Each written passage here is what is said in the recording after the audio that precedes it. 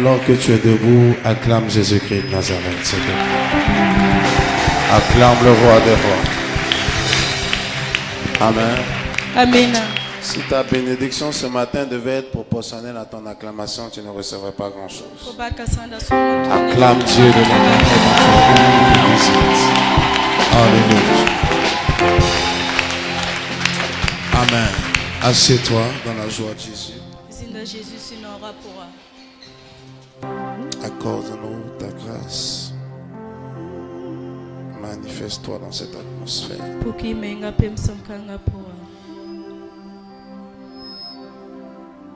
Fais quelque chose dans la vie de quelqu'un. Approche-nous de ta grâce.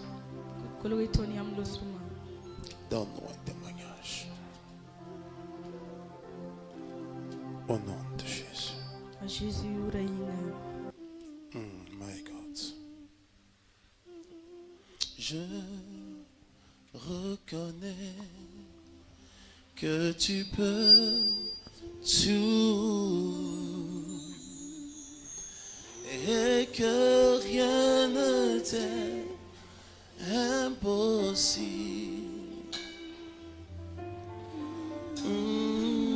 Je reconnais que tu peux tout et que rien ne t'est impossible. Oh Seigneur, fais-moi voir ta gloire. Seigneur, fais-moi voir ta gloire. Seigneur, fais-moi voir ta gloire. Oh Seigneur, fais-moi voir ta gloire. Dis Seigneur, fais-moi voir. Seigneur, fais-moi voir ta gloire. Seigneur, fais-moi voir ta gloire. Seigneur, fais-moi voir. Seigneur, fais-moi voir ta gloire. Seigneur, fais-moi voir ta gloire. Ta gloire. Oh Seigneur. Seigneur, fais-moi voir ta gloire. Ta gloire, oh Seigneur. Oh gloire, oh Seigneur. Seigneur, fais-moi voir ta gloire. Asseyez-vous un instant. Si vous avez une Bible, j'aimerais que vous l'ouvriez avec moi en Genèse, le chapitre 1. Et on va prendre le verset 11 et le verset 12. Si vous avez une Bible, ouvrez-la avec moi dans Genèse, le chapitre 1. Verset 11 et verset 12. Puis Dieu dit que la terre produise de la verdure, de l'herbe portant de la semence, des arbres fruitiers, donnant du fruit selon leur espèce, et ayant en eux leur semence sur la terre, et cela fut ainsi. On va maintenant aller encore dans Marc, le chapitre 4. Marc, le chapitre 4.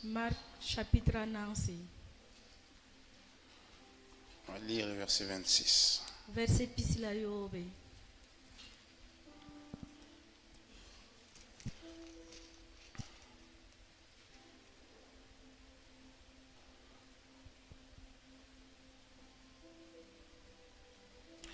Et il dit encore, il en est du royaume de Dieu comme quand un homme jette de la semence en terre.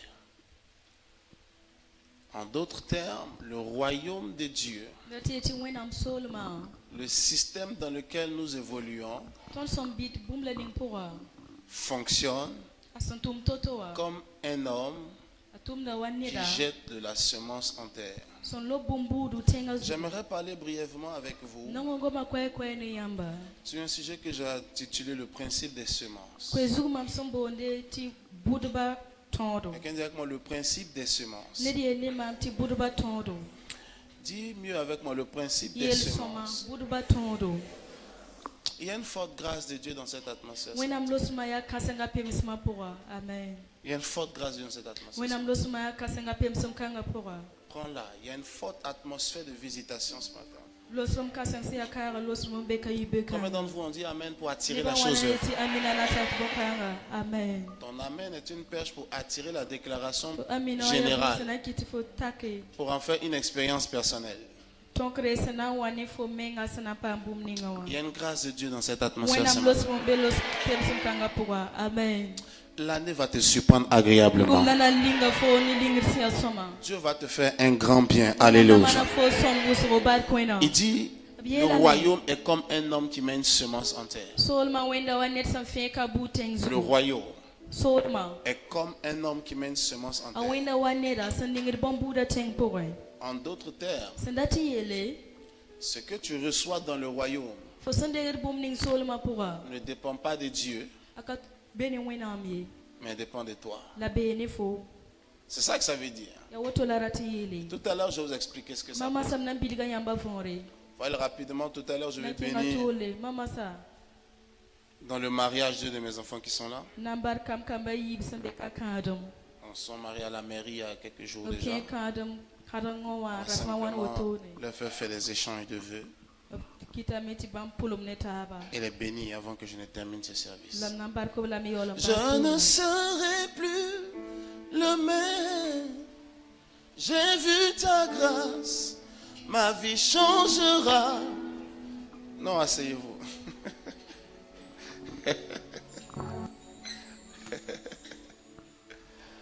Tout à l'heure, on va chanter. Si vous vous levez, ça va devenir compliqué. On dirait que ce que tu as pris, c'est un peu haut. Peut-être tu vas en faire. Peut-être que tu vas en faire.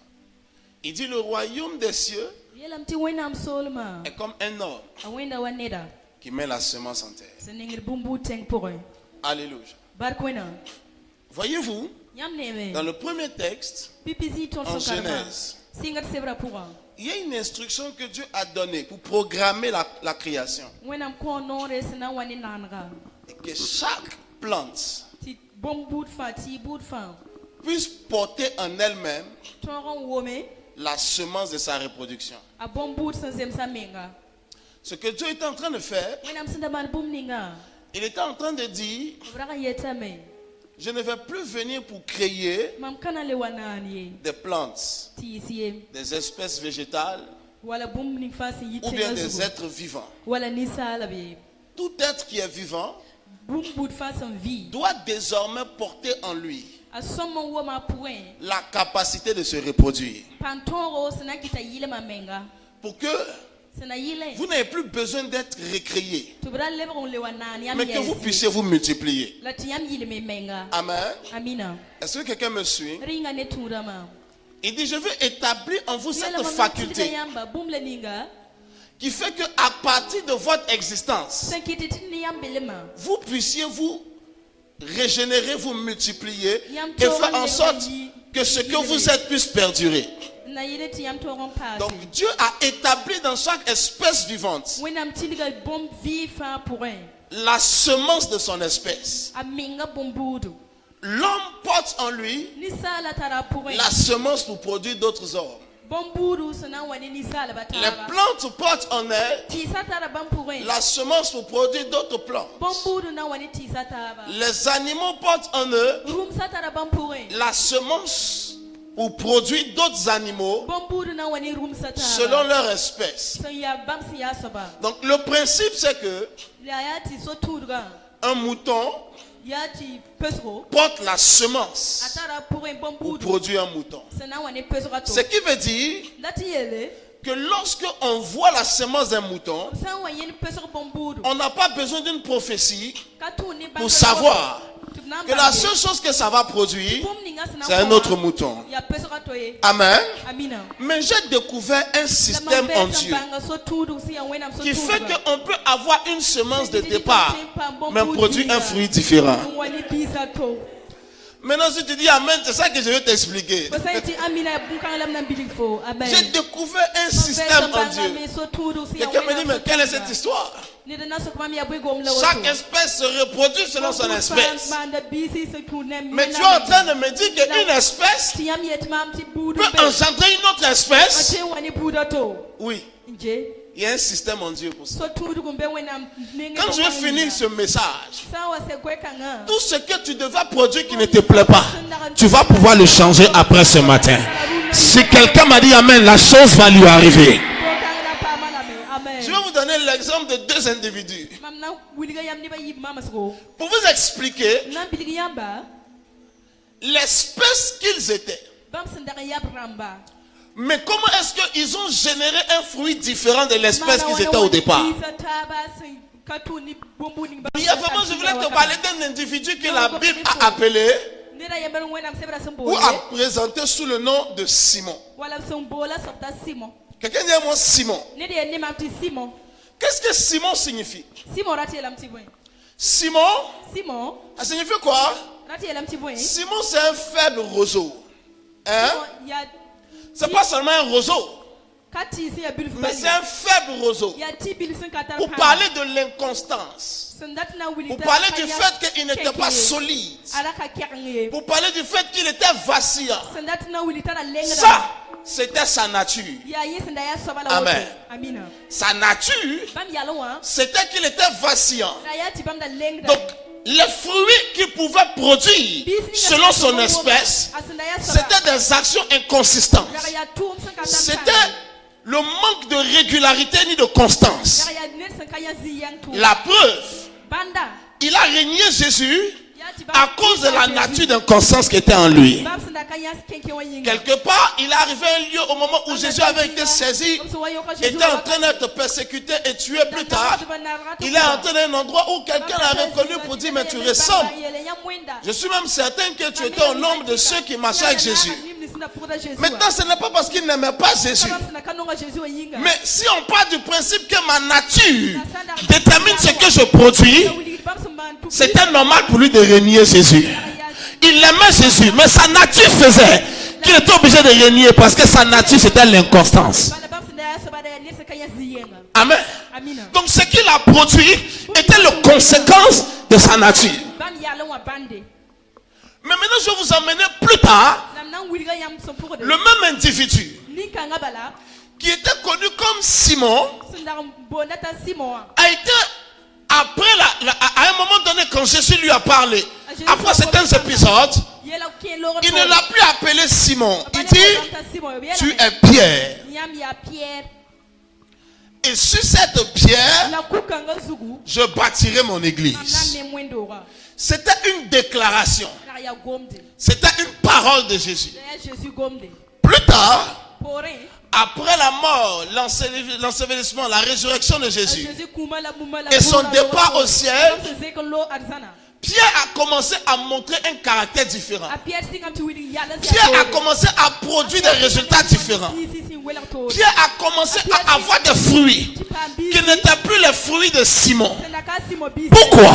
Parce qu'il était entré en contact avec deux choses. La première des choses, c'était une grâce. La deuxième des choses, c'était une action. Lorsque la grâce et l'action adéquate avaient été activées activé dans la vie de Simon, les fruits qu'il portait ont commencé à changer. Sa nature initiale, c'était la nature de l'inconstance. Mais le fruit qui sortait de lui n'était plus le fruit de l'inconstance. C'était le fruit de la solidité. C'était le fruit du sérieux. C'était le fruit de la constance. Pourquoi? Parce qu'une grâce et des actions sont rentrées en ligne de compte qui ont fait que la semence initiale a été modifiée génétiquement dans le spirituel afin que le fruit qui sort de lui change. Qui m'a dit amen? Je suis en train de dire à quelqu'un, la vie n'est pas une fatalité. Je ne sais pas la semence que ton père a reproduit en toi, que ta mère a reproduit en toi, que la société a reproduit en toi, qui t'a imposé jusqu'à aujourd'hui de produire des résultats de pauvreté, de produire des résultats d'échec. Après aujourd'hui, cette grâce va contacter ta vie et tes fruits seront différents. Si quelqu'un m'a dit amen, que cette chose lui arrive. Si ton amen monte, le résultat que tu produiras montera. Si ton amen est plus fort, le résultat que tu produiras sera beaucoup plus grand. Amen. Tu n'es pas coincé. Faut capable de Maintenant, il y a une chose que je ne comprends pas. Parce que j'aimerais prier avec vous tout à l'heure. Non, pour ça, nous avons la bulle fond. Si vous êtes frustré Nous avons santa soutoro. par les résultats de votre vie, Ni bis ni avons vie ma son kontiam. n'essayez pas de changer les résultats. Rama kiti tek yam bis tout ma bisie. Cherchez à changer la semence. Ma kiti tek yam bombuda. L'une des raisons pour laquelle il y a beaucoup de frustration dans l'église, Boum ni sin kiti soutoro ya uso window nous rapua. prions pour Fon les pousse résultats dame nan bo bisi. en ignorant le fait que ce que tu produis comme fruit Yole yimti boum ni to sama est déterminé par ce que tu as comme semence. Atura ni bombud ni fo santara. C'est une perte de temps de se concentrer Fo sam da sur we. les fruits Fo sa wa yoko pour mi les bisa changer. sugu.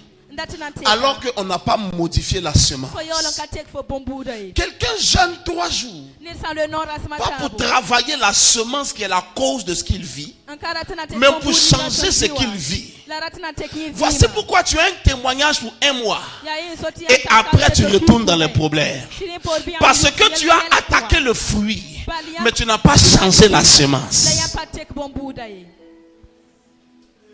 Je ne sais pas si vous comprenez le français que je Papa parle. mi am sa umna mamora yi. Hein? C'est bon? Ya soma. Si vous voyez que j'ai des mangues, d'accord, qui sont posées sur cette table. Mais moi, tu comprends, je n'aime pas peut-être cette mangue ou je n'aime pas l'habitude de manger ça. J'ai envie de manger des oranges. Et cependant, Là, ce qui est planté chez moi, boum ni mam san selam zaka. c'est un manguier. Tu vois, le noyau de la mangue est planté dans ma maison. Quand le fruit est sorti, on a coupé main sur ma table. Moi, je dis non. Moi, je ne veux pas la mangue. Mam parat mangiye. Donc, je prends la mangue, Mam dik mangiwa. je rentre dans ma chambre de prière. Ok. Shakatabaya, lekapalata, ikapalatia. Dieu est un Dieu, vous savez, souvent il est bon. Ya soma. Comme tu as emmené la mangue, tu l'as tellement dérangé dans le jeûne et la prière. Subitement, la mangue change de forme. Ça devient une orange. Tu es heureux. Et tu manges l'orange pour 1 jour, 3 jours, 1 semaine.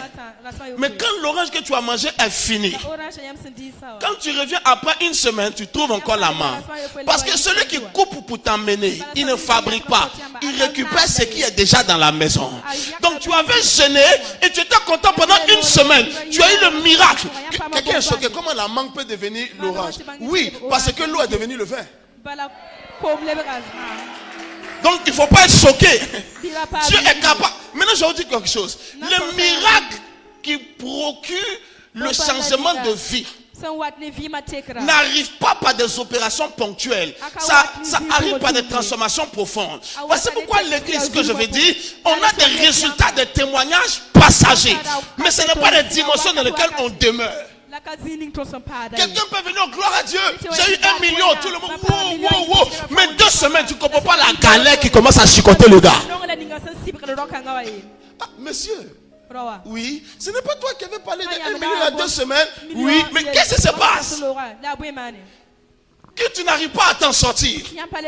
Bon, j'attends le prochain miracle. Maintenant, je vais vous expliquer. Le chrétien ne vit pas de miracle. Le chrétien vit de toute parole qui sort de la bouche de Dieu. Je n'avais pas envie de prêcher aujourd'hui. Je suis très fatigué et je ne suis pas très bien fatigué. Comprends, je n'ai pas envie de prêcher, mais comme c'est Dieu qui parle, que je le laisse parler ce matin. Hein? D'accord? Est-ce que vous arrivez à concevoir ce que je suis en train de vous dire? Est-ce qu'on va comprendre un petit peu? Mais si tu comprends, dis Amen. Je vais t'emmener à Amen. Le gars, tu le vois, il avait témoigné. On ne vit pas de le miracle. Il y a une différence entre le surnaturel et le miraculeux. Si pour un tombe, la bombe tombe. Oui, le chrétien peut vivre et doit vivre dans une dimension du surnaturel. Mais le miraculeux, c'est des activités ponctuelles. Même Jésus n'a pas fait les miracles tous les jours. Je vais vous choquer. Le jour où Jésus voulait nourrir les gens, il a demandé qu'on le trouve quelque chose. Il a pris 5 pains et 2 poissons. Il a prié, multiplié, les gens ont mangé. Mais le jour où Jésus avait faim, les disciples sont allés au marché acheter la nourriture.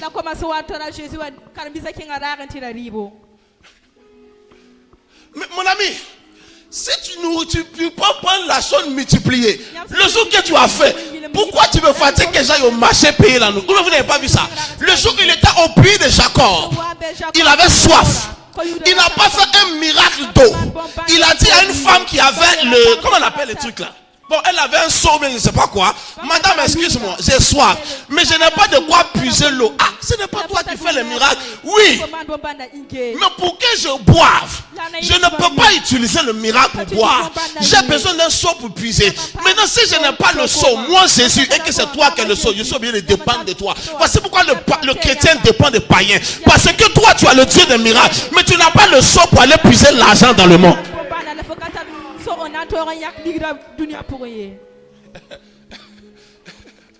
Voici pourquoi tu pries Jésus.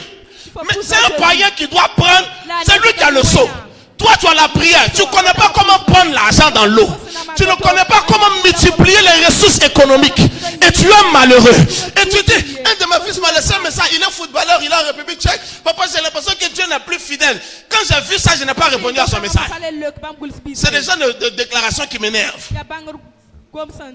La fidélité de Dieu n'est pas saisonnière. La fidélité de Dieu n'est pas une action, c'est une nature. Dieu n'est pas fidèle à cause des actions qu'il fait. Dieu est fidèle parce qu'il est fidèle. Ce n'est pas ce qu'il fait qui le rend fidèle. C'est ce qu'il est qui fait qu'il est fidèle. Qui m'a dit amen.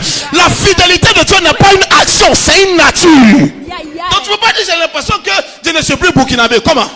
Même si tu prends un autre papier, il y a un système génétique dans ton corps qui crie dans l'univers que tu es un burkinabé. Il y a des gens qui sont aux États-Unis là-bas, les Afro-Américains. Maintenant, il y a un système pour lire l'ADN et pour tracer. Depuis que tu es aux États-Unis maintenant, de quel pays africain tu sors? Maintenant, il est américain, il est afro-américain. Il n'a même pas une culture africaine. Mais il y a quelque chose qui a conditionné dans son sang qui dit, monsieur l'américain, lève-toi, ce gros nez, ça vient de quelque part au Nigeria, chez les Ibo. Donc, ta nature, Dieu ne peut pas changer de nature. Pas parce que tu souffres que Dieu n'est plus fidèle. Pas parce que tu pleures que Dieu n'est plus fidèle. Dieu est fidèle. Ah non, je pensais que tu devais donner un meilleur amen à cette part. Ce n'est pas variable. C'est fixe. Il est fidèle, même quand tu souffres, il est fidèle. Même quand tu es malade, il est fidèle. Sa fidélité n'a rien à voir avec toi, ça a à voir avec lui. Amen. Maintenant, il y a quelque chose que la Bible dit. Il dit la bonté de l'Éternel se renouvelle chaque matin. Il n'a pas dit la fidélité de l'Éternel se renouvelle chaque matin. Parce que si elle se renouvelle, ça veut dire qu'elle finit. Donc chaque matin doit se renouveler. La fidélité ne change pas. C'est la bonté qui peut varier. Il peut être bon aujourd'hui pour toi et demain il ne sera pas bon en fonction de quelque chose. Amen. Oui. Il peut être bon pour toi aujourd'hui, demain il ne sera pas bon. La bonté peut varier. Même si elle se renouvelle chaque matin, elle peut ne pas l'être pour toi. La fidélité est constante. Parce que si Dieu devait calibrer son comportement sous notre attitude, il allait se pendre. Voici pourquoi la Bible dit, même quand je suis infidèle, toi tu restes fidèle. Si chaque jour Dieu doit se fâcher pour tes péchés, il va démissionner de son poste de Dieu. Est-ce que vous arrivez à me suivre? Est-ce que c'est bon? Le principe des semences. Est-ce que c'est bon? Si donc tu continues de prier sur le fruit, Dieu fait un miracle. Il modifie le fruit, mais ce miracle est passager. La vie en Dieu ne se vit pas sur le miracle, quoiqu'elle se vit sur le surnaturel. Mais le surnaturel n'est pas le miraculeux. Parce que le miraculeux est parfois sensationnel. Et c'est ça parfois qui nous trompe. Tu peux être malade. Il n'y a pas eu quelque chose d'extraordinaire. Tu vas aller dormir le matin, tu te réveilles, tu es en bonne santé. Quelque chose de surnaturel s'est passé. Mais pas de sensationnel. Il n'y a pas eu de tremblement, il n'y a pas eu de vent qui souffle. Quelque chose de surnaturel s'est passé. Tu vis dans le surnaturel, mais ce n'est pas miraculeux et ce n'est pas spectaculaire. Et ce qui soutient ce surnaturel dans ta vie, c'est la parole à laquelle tu as accès. Il dit, l'homme ne vivra pas de pain seulement, mais de toute parole. Hein? Toute parole qui sort de la bouche. Donc le problème d'entre nous, pour la plupart d'entre nous, c'est que nous prions pour travailler les fruits. Nous jeûnons pour travailler les fruits. Et c'est pourquoi il y a des résultats passagers. Parce que Dieu a fait des résultats. Mais je vous l'ai dit tout à l'heure en exemple, pour rapport à Jésus lui-même. Il multiplie le pain. Quand il veut manger, on doit aller acheter au marché. Mais quelqu'un se dirait, ah si moi j'avais la puissance de Jésus, je n'ai plus besoin d'aller travailler. Parce que quand je veux manger le foutou, je fais comme ça. La table commence à se dresser avec le foutou. Quand je veux manger, quoi encore? Je fais comme ça. La table, les assiettes se remplissent de la chose. Non! Jésus, il est l'eau de la vie. Mais quand il veut boire, il a besoin de négocier une femme qui a les trucs pour le mettre dans le puits pour sortir. Mais je suis choqué. Pourquoi un an il ne descend pas puiser l'eau pour lui donner à boire? Il avait faim. Est-ce que vous êtes d'accord avec moi? Il avait soif. Mais il n'a pas opéré par un miracle. Il était obligé de demander simplement. Vous savez pourquoi beaucoup de chrétiens souffrent? Parce qu'ils ont l'impression qu'ils sont tellement divins que le monde doit se mettre, tu vois, en cadre sous leurs pieds pour qu'ils avancent. Donc ils ne comprennent pas quand les choses ne marchent pas. J'aimerais que tu comprennes. Le fruit peut changer ponctuellement. Mais lorsque tu auras fini d'en profiter, en fonction de ce qu'il y a comme semence, le même fruit reviendra. Voici pourquoi cette fille, on a prié pour le mari de nuit. 3 semaines, 1 mois, il n'y avait plus de mari de nuit qu'un rêve pur, tranquille, elle est tranquille, elle est bien. 1 mois, 2 mois après, le mari de nuit réapparaît dans le rêve. Il faut qu'on retourne encore quelque part prier. Il faut qu'on retourne encore à la séance de délivrance prier. Non, écoutez-moi. La Bible déclare, lorsque tu chasses un démon, il part. Et il part dans les lieux arides. Et qu'est-ce qui se passe? Quand il tourne, il est fatigué.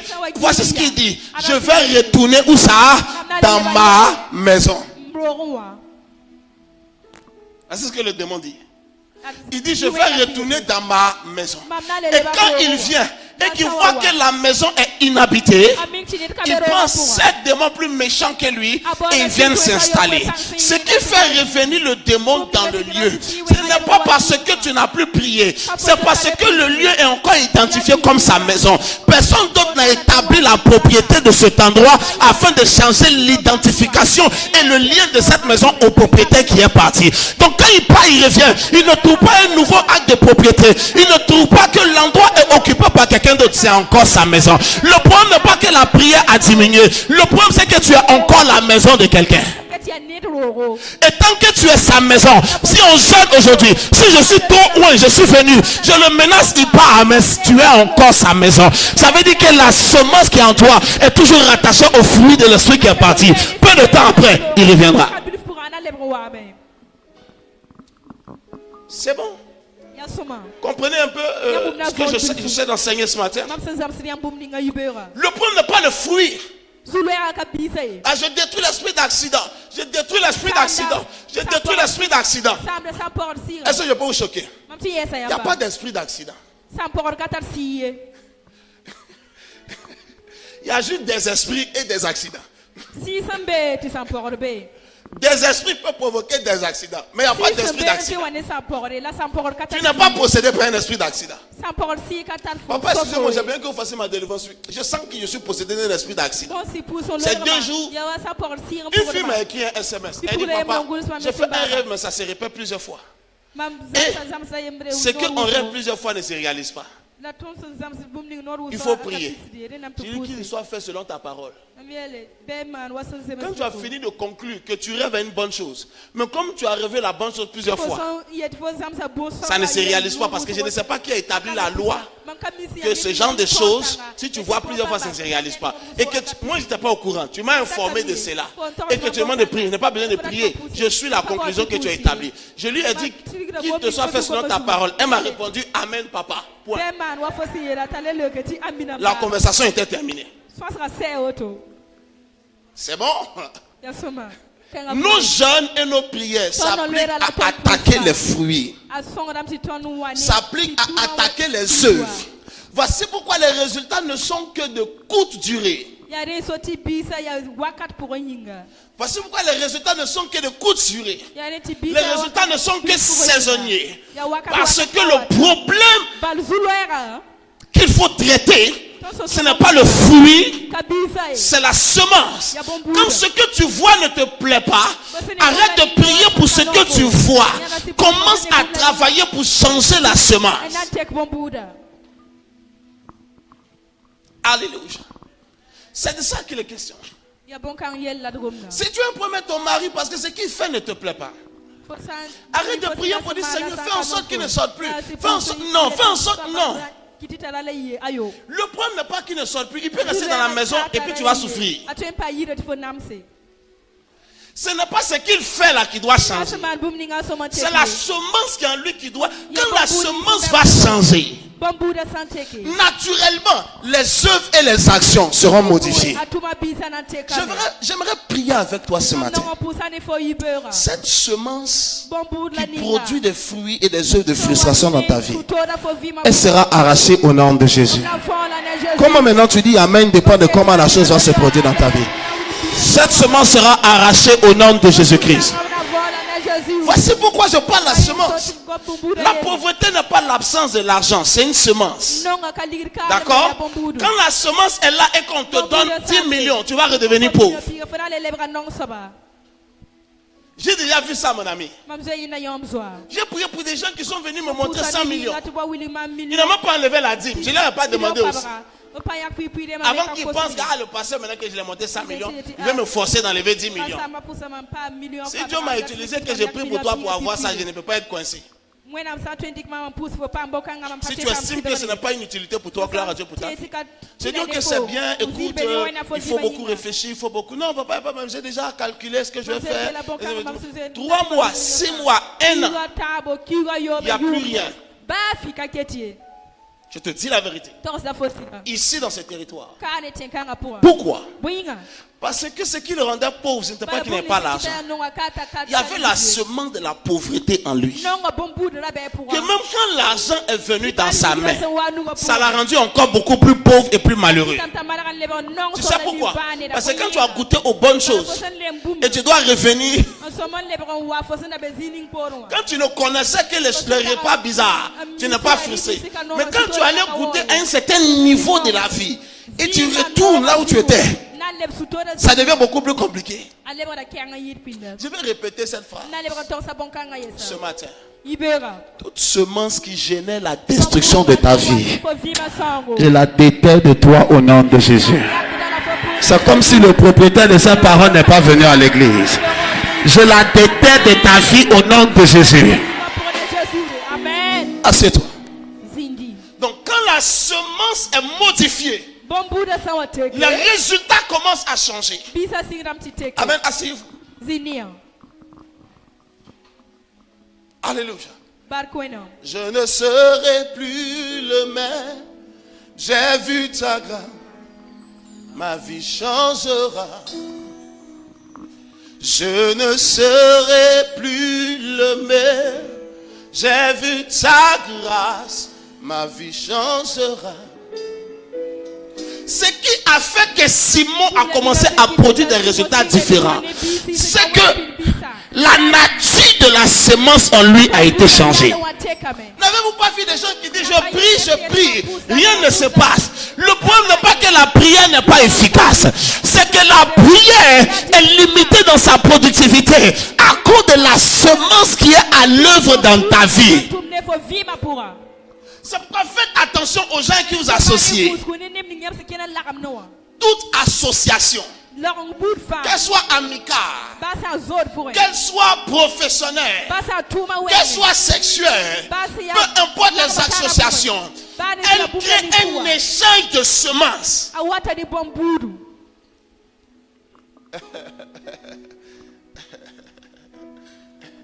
Elle crée un dépôt de semences.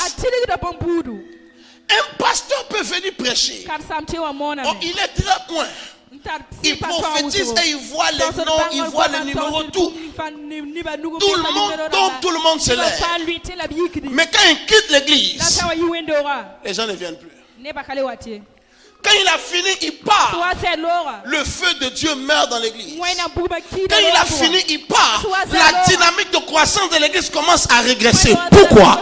C'est qu'il reste après le passage d'un homme de Dieu. Ce n'est pas son onction, c'est sa semence. Quand un homme se tient au pupitre pour exercer le ministère, ce n'est pas l'onction qui reste sur ta vie, c'est la semence de l'individu qui reste sur ta vie.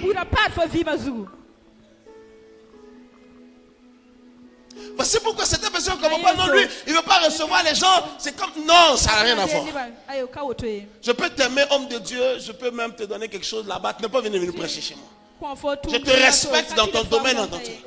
Mais le fait est que, c'est qu'il reste. C'est pourquoi je dis aux gens, le fait que 100 pasteurs prient pour toi n'est pas la solution à ta vie. Parce que ce qui fait que quelque chose se produit dans ta vie, c'est la semence qui est en lui. Tu peux aimer Dieu, passionné de Dieu, et aller voir un homme de Dieu. Quand il finit de prier pour toi, c'est comme si on t'a plongé dans l'eau glacée. Tout le zèle de Dieu meurt. Toute la chose de Dieu en toi. Tu étais parti pour qu'il prie pour une solution. Mais les choses que tu avais abandonnées, tu as envie de retourner. Mais je ne comprends pas. Depuis que je suis allé à cette prière, mais je sens des pulsions, des choses que je n'avais pas ressenties il y a longtemps. Oui, pourquoi? La semence demeure. Mais il y a certaines personnes, quand tu t'assois avec eux, tu parles 2 minutes. Tu pleures, tu as envie de prier Dieu. Tu as envie de chercher Dieu d'avant. Après 5 minutes, tu as échangé avec lui. Ton âme soupire après Dieu. Il y a quelque chose en toi qui change. Pourquoi? Parce que c'est ce qui est en lui qui a été communiqué. C'est pourquoi il faut faire attention. Je n'ai aucun stress. Si tu sens le besoin d'aller ici et là pour des prières, libre à toi. Amen, amen. Je suis en train simplement de t'instruire que tout le monde met la main sur ta tête n'est pas une voie de secours. Mais c'est très probablement une voie de destruction. Tu comprends? Non, après, non, le pasteur ne veut pas qu'on aille dans les programmes. Il faut aller où? C'est ton problème. Un jour, quelqu'un est parti, une fille m'a appelé pour me dire que voilà, il y a un Européen qui veut me marier, on est en train de causer bien et tout. Et puis donc, il faut prier. Je l'ai accompagné quelque temps dans la prière et les choses évoluaient dans le bon sens. Elle allait voir un autre prophète. Parce que l'Européen maintenant est en train de faire veut lui envoyer l'argent, faire les démarches pour que, voilà, commence à taper déjà un visa. Et puis bon, commencer à préparer un voyage. C'était tu vois, en milieu d'année 2019. Et puis le prophète, tu vas partir, mais Dieu me dit, il faut que tu laisses d'abord l'année finie et que tu partes en 2020. Et ça, je n'étais pas au courant, d'accord? Maintenant, quand 2020 a commencé, les premiers jours de janvier, elle m'a appelé. D'accord, ça fait 6 mois plus que je n'ai pas eu ces nouvelles. Ah, papa, bonjour, papa, c'est ta fille là. Bonne année. Ça va. J'ai dit, tu as quel problème? Laisse tes histoires. Parce que si tu m'as appelé depuis 8 mois, tu m'appelles aujourd'hui, tu vas me dire bonne année. Non, la fête dont je t'avais parlé en prière, il dit oui. Bon, maintenant le gars, il ne veut plus. Quand je l'appelle, il ne me répond plus. Et tout. J'ai appris qu'il est en train de chercher une autre fille quelque part. J'ai dit, mais qu'est-ce qui s'est passé? Non, parce qu'il m'a chauffé de faire les papiers. Bon, moi aussi, j'ai refroidi, j'ai coupé même parce qu'un prophète m'a dit de ne pas faire. Donc, comme l'autre me stressait, je ne répondais plus trop à ses messages. Maintenant, je l'écris maintenant parce que le prophète a dit qu'à partir de janvier, je dois partir. J'ai dit, il faut partir maintenant. Non, mais maintenant, le gars, il ne veut plus me parler et tout. J'ai dit, va voir la personne, c'est un homme de Dieu, retourne le voir. C'est qu'il a dit, peut-être qu'il a quelque chose, va le voir. Amen. Non, je n'ai rien contre le fait d'aller voir quelqu'un prier. Non, je suis en train de dire seulement, il faut être sélectif. Ta vie est trop importante. Hein? Il faut être sélectif. Ta vie est trop importante. Pour que tu puisses la dévaluer. En la promenant un peu partout. Au nom de la prière. C'est un simple conseil. Amen, amen. Alors, voici ce que j'aimerais dire. Parce que je vais commencer à atterrir pour prier quelques minutes avec vous. Avant de terminer ce service, j'ai beaucoup de réunions tout à l'heure. Si vous n'aimez pas ce que vous voyez ou que vous vivez,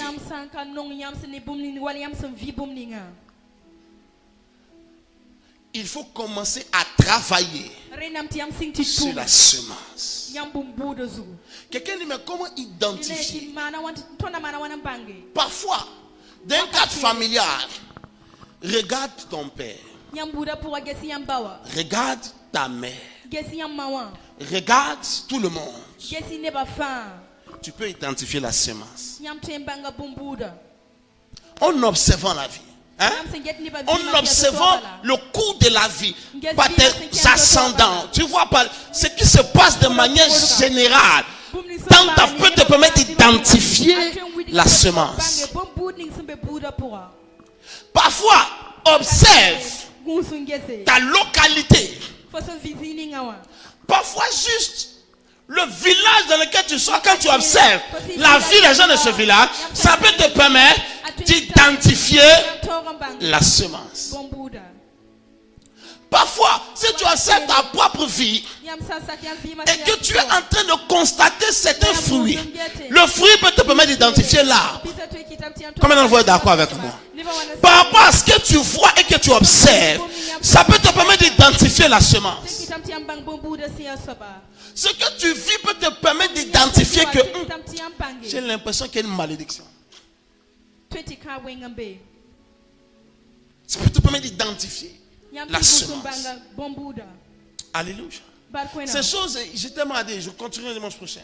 Ça peut te permettre d'identifier la semence. Consulter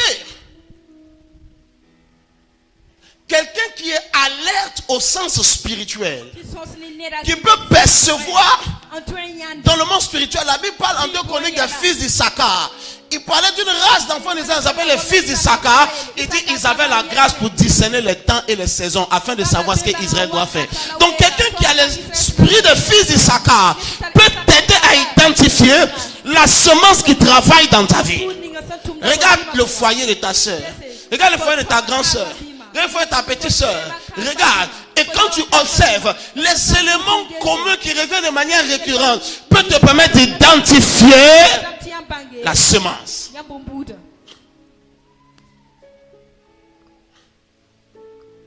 C'est bon?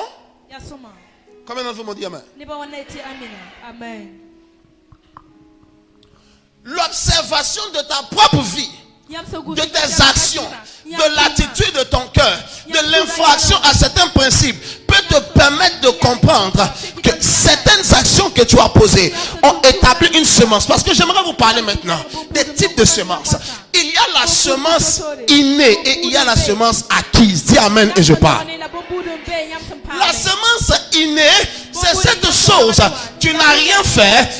Par ta filiation à ton père, la semence naturelle, spirituelle de sa vie s'est rattachée à ta vie. Et naturellement, les fruits qui le suivaient continuent de te suivre. Tu l'as, c'est inné. Ça veut dire que tu n'as pas travaillé. Tu n'as rien fait pour ça. Chacun d'entre nous, nous portons une semence que nous avons reçue en héritage par rapport à la famille de laquelle nous sortons, par rapport au père, à la mère qui nous a engendrés. Il y a une semence. Il y a une semence que nous avons héritée en fonction du milieu dans lequel nous avons grandi. Naturellement, l'environnement culturel nous a imparti une semence. Elle est innée parce qu'elle n'est pas la conséquence des actions que nous avons posées. Mais il y a un deuxième type de semence, bien aimé frère, qui ne vient pas par le fait de ta naissance, mais qui peuvent être provoquées par tes actions. Qui m'a dit amen? Peut-être que de par ma naissance, je suis né et j'ai acquis la semence de la pauvreté. Tout le monde dans lequel j'ai grandi, c'est la pauvreté. J'ai eu la culture. J'ai appris à manager la pauvreté. J'ai appris à gérer la pauvreté. J'ai appris à vivre dans la pauvreté. Cette chose est en moi. Et j'ai évolué. Même si je travaille, il y a une certaine limitation que je ne franchis pas. Même si je me débat, il y a une certaine barrière que je ne vais pas au-delà. Parce que j'ai acquis la semence de la pauvreté. Mais maintenant, je peux commencer à établir en moi une autre semence qui va produire des résultats différents que la semence que j'ai acquise par ma naissance.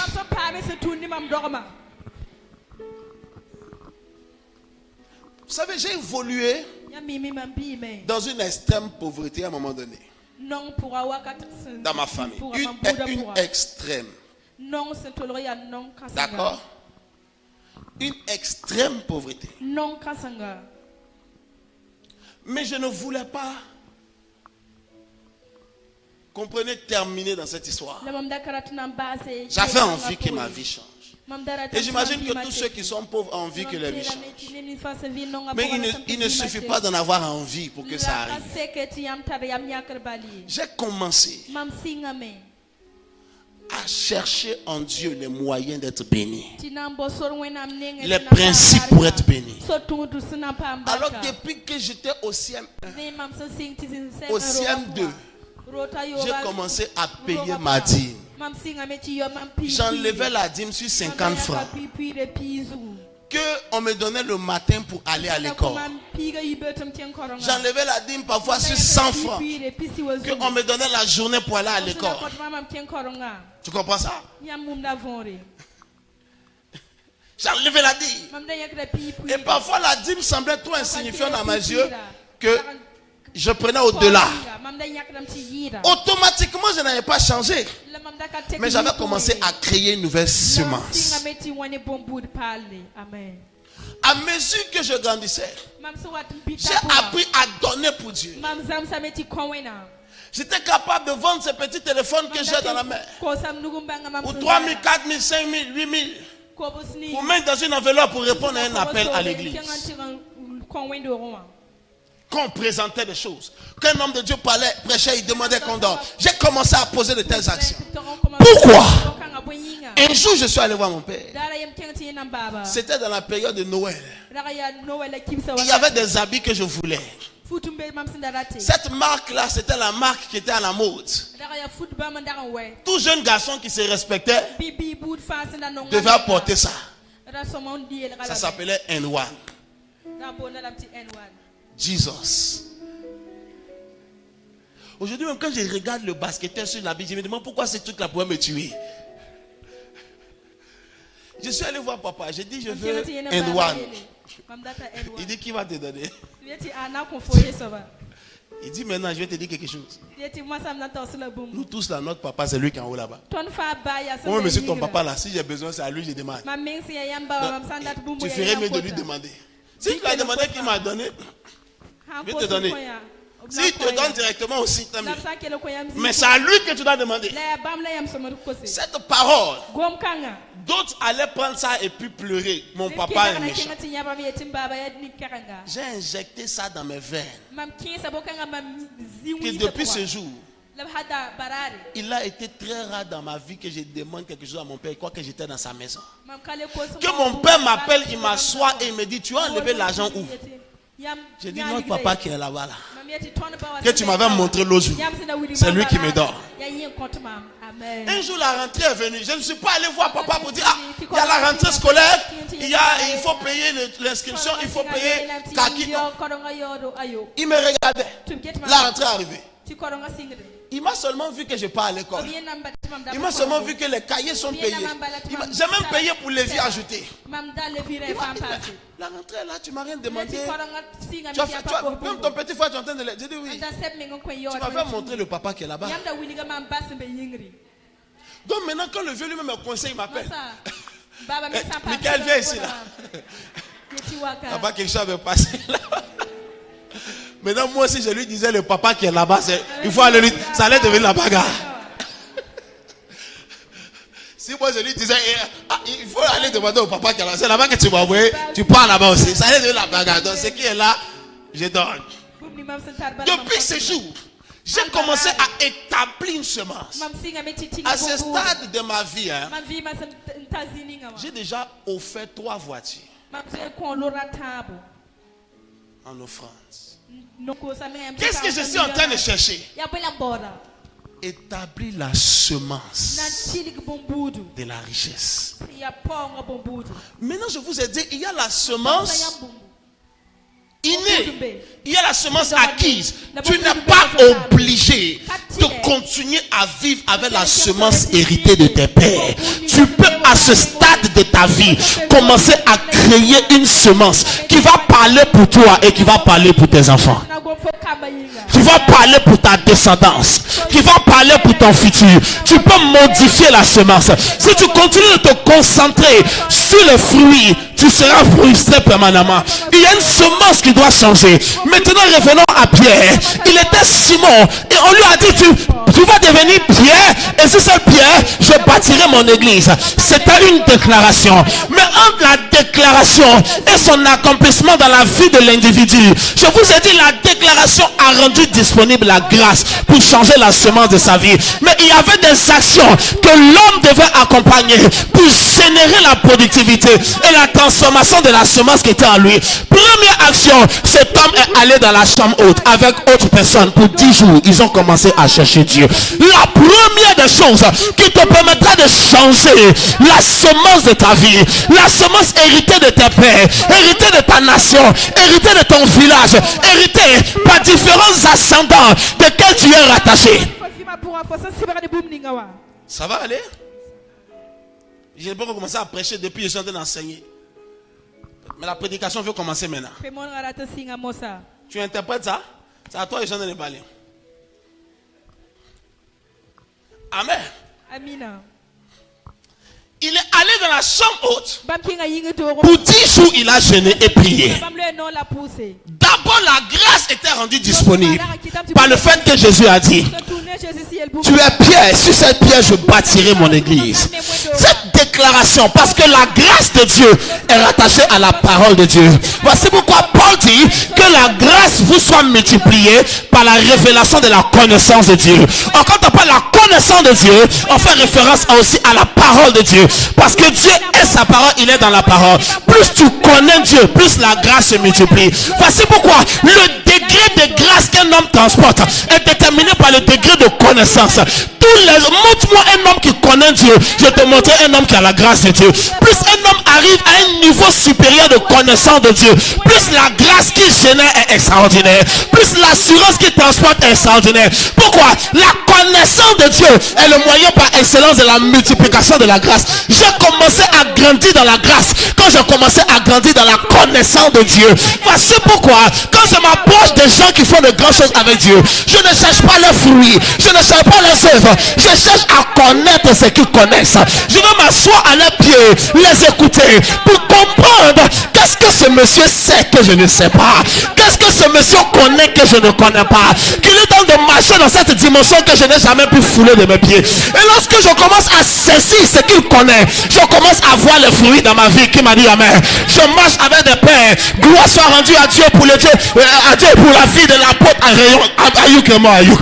Gloire soit rendue à Dieu pour la vie de mon père, le révérend docteur Mamadou Philippe Karambiri. Je n'ai jamais reçu une opportunité qu'on appelle ici, pas de prêcher là, qu'on appelle ici, va faire cela, ou bien tiens de l'argent. Non, mais portes des territoires mondiaux ont commencé à s'ouvrir. Pas parce qu'ils m'ont introduit, simplement parce que c'est qu'ils connaissent. J'ai commencé à prendre ça d'eux. J'ai commencé à l'asseoir pour écouter.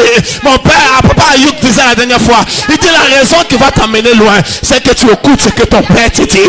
Le fait d'écouter, c'est ce qui te rend capable d'apprendre. Et lorsque tu es en train d'apprendre, tu commences à connaître. Et lorsque tu commences à connaître Dieu, tu commences à multiplier la grâce. Amen. La grâce ne se multiplie pas par la prière. Elle se multiplie par la connaissance de Dieu. Je vais à l'église depuis 10 ans, je connais Dieu. Non. Il y a une manière de parler que tu ne peux jamais parler si tu connaissais Dieu. Il y a un certain comportement que tu ne peux jamais adopter si tu connaissais Dieu. Je ne parle pas du fait qu'un homme peut avoir des erreurs ou des fautes. Je parle du fait que la connaissance de Dieu crée un niveau de maturité dans ton art qui te fait opérer au-dessus des frustrations de la vie. Il y a maintenant un niveau d'accès en Dieu qui fait que même si je tombe, je ne tombe pas aussi bas que toi. Parce qu'il y a quelque chose qui porte. Il y a quelque chose qui soutient. C'est le degré de connaissance. Je suis choqué parfois que la qualité des enseignements qui sont relâchés, les gens ne peuvent pas prendre un CD, aller écouter, aller prendre, je sais pas moi, un support, aller écouter, aller s'asseoir. Je suis tout le temps en train d'écouter un message. Quand j'arrive prêcher, j'écoute quelqu'un d'autre prêcher pendant que je suis en train de venir prêcher. Quand je finis de prêcher, je suis dans la voiture pour retourner. Je suis encore en train de continuer quelqu'un à prêcher. Oui. Si je suis chez moi à la maison, je suis en train d'écouter quelqu'un prêcher. Si je suis dans mon bureau, je suis en train d'écouter quelqu'un prêcher. Je suis en train d'écouter la parole. Tu comprends? Souvent, tu ne vas pas me croire. Souvent, j'écoute un message et j'étudie un autre message simultanément. J'écoute quelqu'un qui prêche ici et je lis la Bible sur un autre sujet. Mon oreille est en train d'écouter l'autre côté et l'autre côté est en train d'étudier autre chose qui n'a rien à voir avec ce que j'écoute. Parce que l'accès à la connaissance multiplie l'accès à la grâce. Tu n'as pas vu Daniel le chapitre 11. Il dit ceux qui connaissent leur Dieu, verset 32, ils seront affermis et ils feront des exploits. Ceux qui font quoi? Ceux qui vont à l'église tous les dimanches, ils seront les plus frustrés du monde. Il dit ceux qui connaissent leur Dieu. Est-ce que je peux te poser une question? Do you know your God? Ah non, je connais le révérend Michael T. Je suis la fille privilégiée de Papa T. Tu vas souffrir, hein? Tu vas souffrir. You must know God for yourself. C'est bien, ma fille. J'attendais de voir si tu allais. Et là, maintenant, j'allais te délivrer. Tu dois connaître Dieu pour toi. Tu ne peux pas bâtir ta vie sur la connaissance collective de Dieu. Il y a des gens, tout ce qui soutient leur vie spirituelle, c'est la vie collective. Ce qu'on a enseigné le dimanche, le niveau est là. Maintenant, prendre ça, qui est le point d'introduction, aller en profondeur. Non. Mais je parle pour aider ta vie. Je parle pour aider ta vie. Il ne faut pas te fâcher moi. Je parle pour aider ta vie. Parce que le temps passe. À mesure que le temps passe, le temps que tu as pour accomplir ta destinée réduit. Tu ne peux pas te justifier et t'excuser que ça va aller, un jour ça va venir.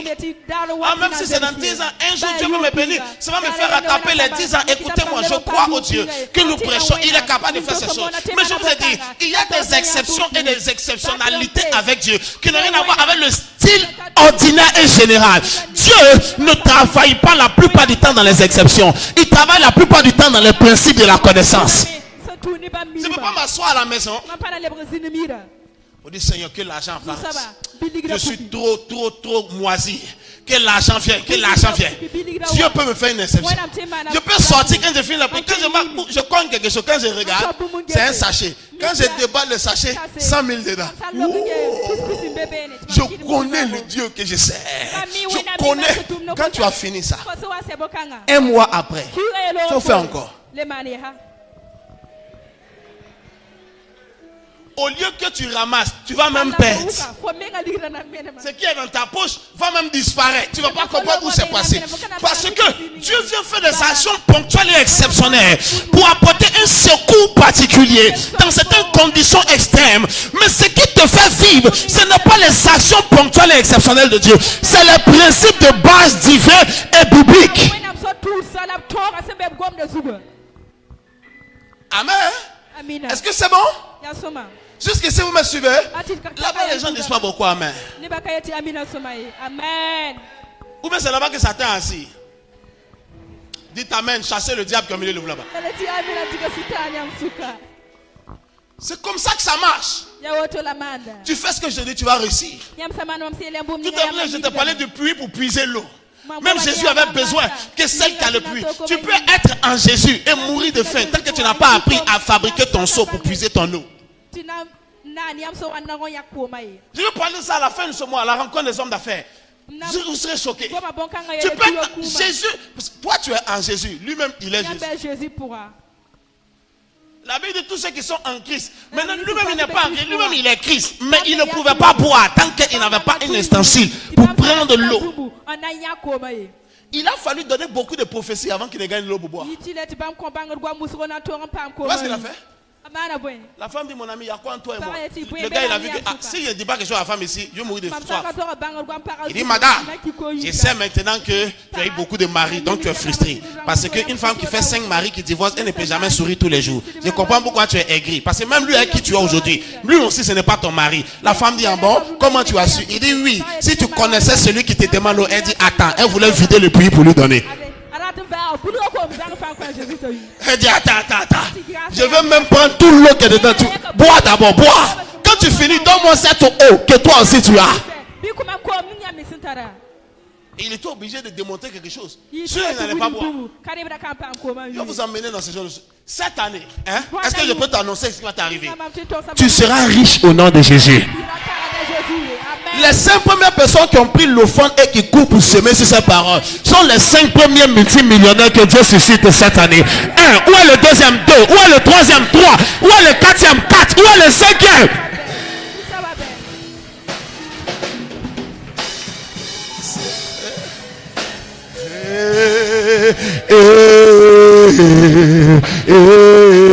Aïe aïe aïe aïe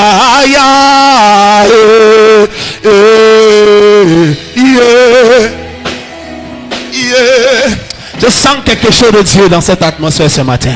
Écoute-moi, ne sois pas découragé à cause de ce que tu vois qui t'attriste. Je suis venu annoncer, la semence va changer. Ce que tes yeux voient vont aussi changer. Qui m'a dit amen? La racine sera ôtée et les fruits vont commencer à changer. Quand j'entends la main, la chose est encore en train d'arriver. Je suis en train de dire à une jeune fille qui est en train de pleurer pour le mariage, il va avoir un embouteillage de prétendants dans les 3 prochains mois si ta vie. Le problème que tu vas avoir, ce sera comment choisir la bonne personne pour te marier. La racine du célibat est déterrée dans ta vie au nom de Jésus. Quand tu dis amen, la chose est en train d'arriver. Arrête de pleurer. Je voulais changer la semence dans ma vie. J'ai commencé à donner. Asseyez-vous s'il vous plaît. J'ai commencé à donner à Dieu, à donner de manière compulsive. J'ai commencé à donner quand je n'avais rien. J'étais capable d'aller là-bas dans un supermarché, acheter des plaquettes d'œufs, acheter les petits sacs de riz, 5 kilos, comment on appelle ça, 11 sacs, je sais pas quoi, acheter les bidons d'huile. Je prends ça, je passe chez un homme de Dieu. Papa, voici, j'ai apporté. Souvent je vais venir, je demande, les dangers, le dérange, je passe. Je ne donne même pas le nom. Qui a donné? On dit, mais qui a donné? Je dis non, s'il voit seulement, c'est l'essentiel. Le gars, il mange la chose, il ne sait pas qui a déposé dans la maison. Le plus important n'est pas qu'il connaisse mon identité. Le plus important, c'est que ma semence entre dans une bonne terre. La terre n'a pas besoin de recevoir ton visage pour te produire. La terre ne donne pas en fonction du visage de la personne qui sème. La terre donne en fonction de l'accomplissement du principe de s'aimer. Qui tu m'as dit, même si je ne t'aime pas, moi la terre, tant que tu sèmes, moi je vais te donner de moissonner. Qui m'a dit amen. Les principes ne connaissent pas ton identité. Les principes n'ont rien à faire avec ton nom. Ils ne te résisteront pas tant que tu les honores. Ils vont aussi t'honorer. Alléluia. Qui m'a dit amen. Si tu n'aimes pas ce que tu vois, commence à changer la semence. Venez chanter moi. Aïe aïe aïe aïe aïe aïe aïe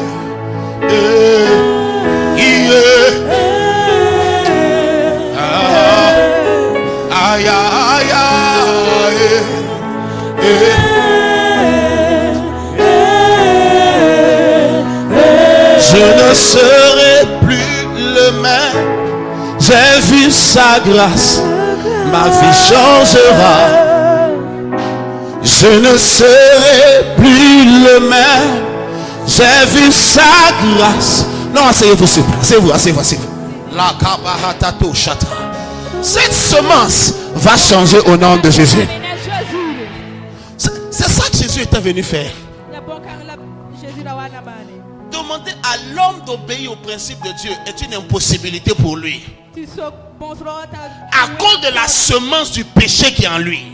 David a dit dans le psaume 51, il dit, si tu veux me regarder, je suis foutu. Il dit, moi-même, ma mère m'a conçu dans le péché. Ça veut dire le péché, ce n'est pas une action, c'est d'abord une semence, une nature.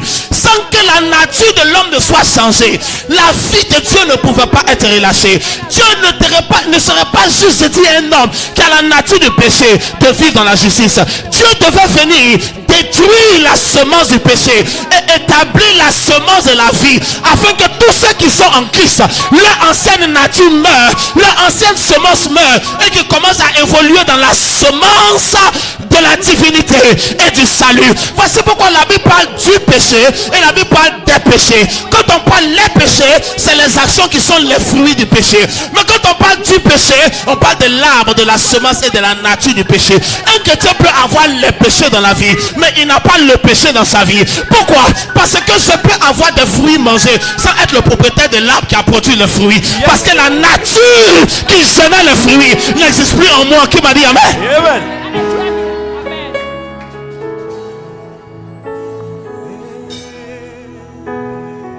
Ce que tu vis est terminé par la nature que tu portes. Terminé par la semence que tu portes. Ce qui doit changer, c'est la semence. Et les fruits ont commencé à changer. Je vous ai dit, la première des choses qui ouvre l'accès au changement de la nature pour que l'espèce produise une autre catégorie, c'est la grâce. Et je te dis que l'accès à la grâce et à la multiplication de cette dernière est rendu possible par la connaissance de Dieu au travers de sa parole, au travers de la révélation des Écritures. Quand cette chose est disponible, comme elle est en train d'être mise à ta disposition ce matin, la deuxième des choses, c'est la spiritualité. Bien aimé, la force de la prière et de la consécration d'un homme peut générer un système dans le monde spirituel pour modifier ce qui a fait que l'eau est devenue le vin. Ce n'était pas une formule chimique, c'était la force spirituelle que Jésus avait. La force spirituelle qui était en lui a changé la semence liquide qui était en face de lui. Le fait est que tu es trop faible spirituellement par rapport aux défis qui se présentent à toi.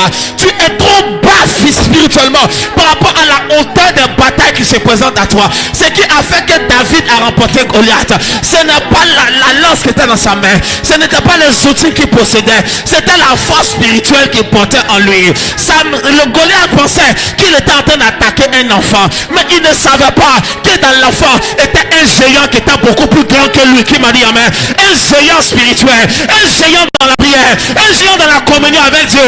David était le psalmiste favori de Dieu. David était l'adorateur secret de Dieu. David était l'écrivain de psaumes et de poèmes à l'éternel. C'était un géant spirituel.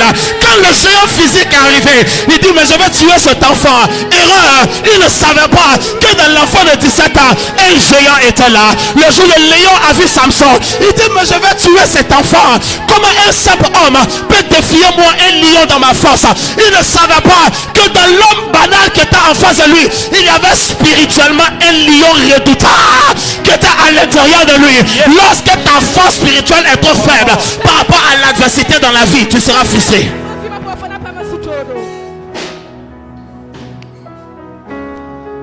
C'est bon? Ta force spirituelle est trop faible. Ta force spirituelle est trop faible. La force spirituelle, ce n'est pas la prière ponctuelle qu'on fait aujourd'hui à cause de la bataille qui est là. La force spirituelle, c'est l'habitude de vie et de consécration. On ne va pas prier parce qu'on a un problème à soumettre. Aller prier pour soumettre un problème, c'est parfois une perte de temps. La prière n'est pas une activité d'urgence. La prière est une culture. Il y a des gens qu'on appelle des culturistes. Est-ce que vous voyez de qui je parle? Les culturistes, c'est les gens qui ont le gros biceps, qui ont des muscles saillants sur tout le corps. Pourquoi? Parce qu'ils ont calibré leur alimentation. Ils ne mangent pas n'importe quoi. Ils ont calibré leur alimentation pour se concentrer sur les protéines en éliminant toutes les graisses, afin de favoriser l'augmentation de leur masse musculaire. Ce sont des gens qui ont développé 8 heures, 9 heures, 10 heures d'activité musculaire par jour afin d'amplifier leurs muscles. Ils ont fait 2 ans, 3 ans. Ils sont nés comme des crevettes, mais ils sont aujourd'hui aussi baraquelés qu'un Goliath. Pourquoi? Ce n'est pas arrivé par une action ponctuelle, mais par une culture. La culture de développer les muscles, la culture de calibrer l'alimentation pour atteindre l'objectif. Le chrétien n'a pas la culture de la prière. La prière est devenue, lorsque c'est devenu comme un numéro d'urgence. Quand l'accident est là, tu prends ton numéro, tu appelles les urgences. C'est ça que tu appelles la prière. Et alors tu es faible spirituellement. La prière, c'est ces choses que tu es en train de faire tous les jours. Chaque matin tu es debout 2 heures, 3 heures. Les gens attendent quand le problème arrive. Ils commencent à prier. Ils disent, vous qui êtes debout, prenez garde de ne pas tomber. On ne commence pas à prier quand le problème arrive. On prie même quand tout va bien, pour garantir qu'avant que le malheur arrive, il soit déjà dégagé de notre chemin. Goliath n'a pas commencé, David n'a pas commencé à se préparer dans la prière quand Goliath était devant lui. Il avait depuis des années été préparé pour un Goliath qui n'existait pas encore. Parce que moi, quand Goliath est apparu, il a commencé à rire pendant que tout le monde pleurait. On dit, petit, pourquoi tu ris? Il dit, quand j'étais dans la bourse et que le lion venait prendre les moutons, je combattais le lion, je déchirais sa gueule et je retirais la brebis de sa gueule. Il dit, quand l'ours venait attaquer le veau, je poursuivais l'ours et j'ouvrais sa gueule, je retirais l'animal vivant et je détruisais l'ours. J'ai commencé à faire les exploits spirituels avec Dieu avant que ce problème ne se présente. J'étais déjà préparé à la maison avant de sortir. Ma Bible déclare chaque jour, longtemps avant le lever du soleil, Jésus allait dans un lieu secret et il priait. Mais il présentait quel besoin? Aucun besoin. Il se préparait pour augmenter sa masse musculaire spirituelle afin qu'en cas de n'importe quelle éventualité, il soit prêt à remporter la victoire. C'est ce qui a détruit ta vie spirituelle, qu'elle soit détruite au nom de Jésus.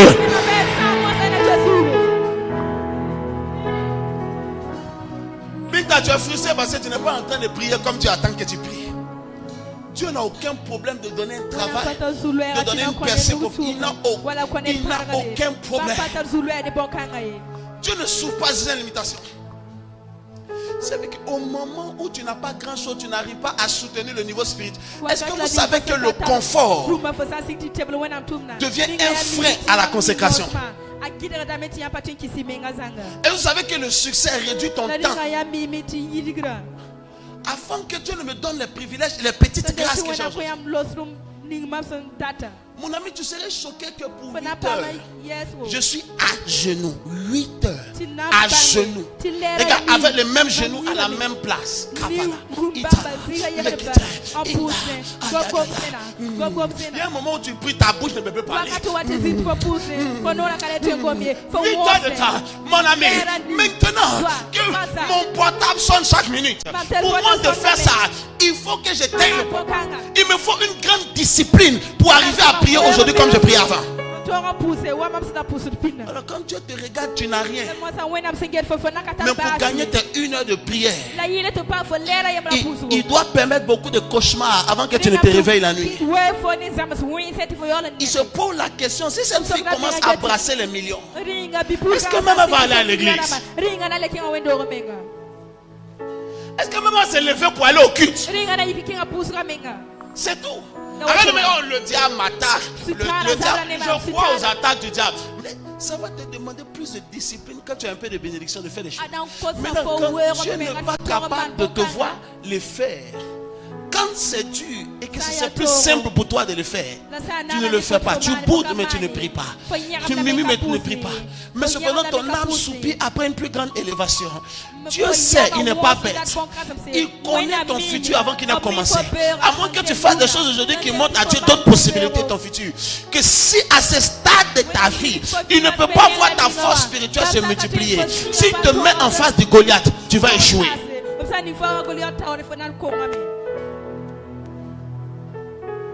Ta force spirituelle est un système de modification de la semence que tu portes. Pour te donner accès à une nouvelle semence qui va produire de nouveaux fruits dans ta vie. Alors que l'année est en train de courir pour te laisser, commence à te réveiller spirituellement. Commence à te réveiller. Commence à te réveiller. Tu as besoin de la force spirituelle pour modifier la semence qui parle dans ta vie. Tu as besoin de prier. Luc le chapitre 18, il leur donna une parabole afin de montrer qu'un homme doit toujours prier et ne point se relâcher. Je l'ai dit vendredi soir, es-tu un homme? Tant que tu es dans la chair de l'humanité, tu dois prier. Jésus était Dieu, mais le jour où il a revêtu un corps charnel, il était obligé de prier. Cette chose qui a volé l'envie de prier dans ton cœur, que cette chose soit détruite au nom de Jésus-Christ. Que cette chose soit détruite au nom de Jésus-Christ. Alors que tu quittes ici aujourd'hui, la capacité de prier, que cela soit infusé dans ton corps au nom de Jésus. La capacité de te tenir dans la présence de Dieu, que cela soit infusé dans tes veines au nom de Jésus.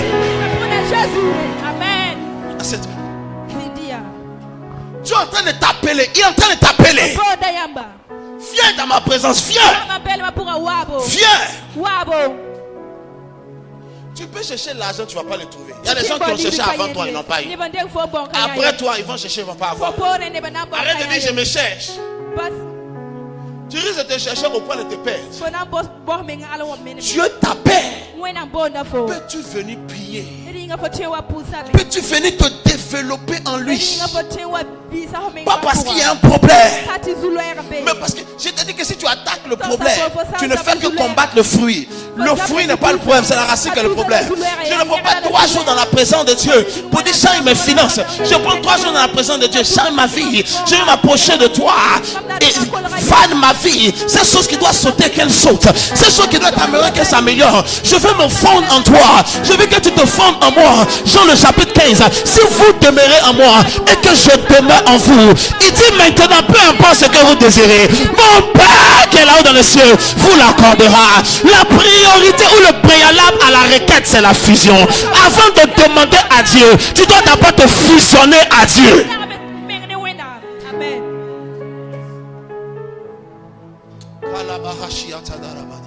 My God, my God, my God, my God. Ton énergie spirituelle est trop faible. Voici pourquoi tu pries, il n'y a pas de résultat.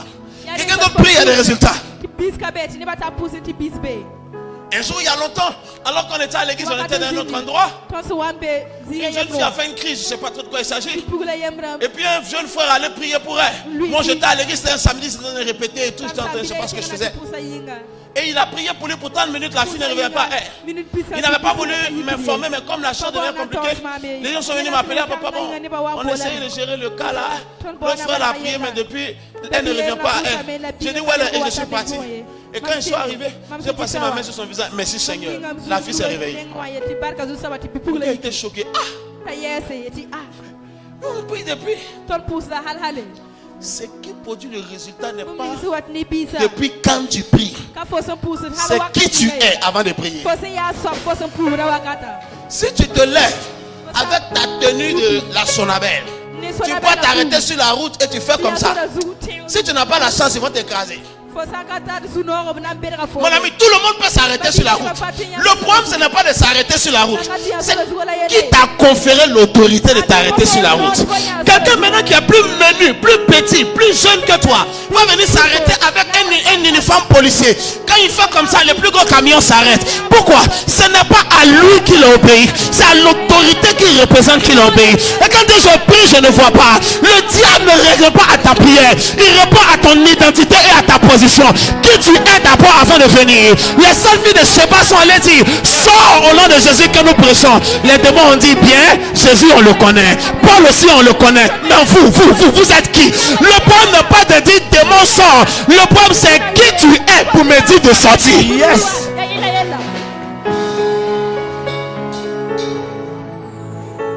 Vous devez me payer pour ce message. Je ne serai plus le même. J'ai vu ça changera. Je ne serai plus le même. Je vais vous dire une dernière chose que je termine pour aujourd'hui. Par la grâce, dimanche prochain, je vais amplifier ça. Parlons de la semence, je vais terminer. Lorsque un semeur, de manière générale, sème, c'est pour quelle raison? Soit pour obtenir plus de ce qu'il a semé. Combien d'entre vous êtes d'accord avec moi? Permettez-moi d'entendre votre amen, c'est d'accord avec moi. Si je sème quelque chose, c'est pour obtenir plus de ce que j'ai semé. Hein? C'est pas comme ça? Mais il y a un autre système en Dieu où on peut semer quelque chose pas pour obtenir plus, mais pour obtenir différemment.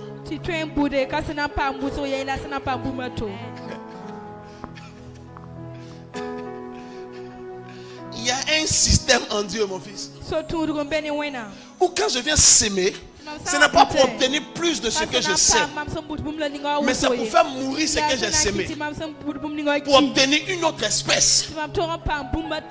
Exemple, je veux me marier, j'ai 30 ans. Hein?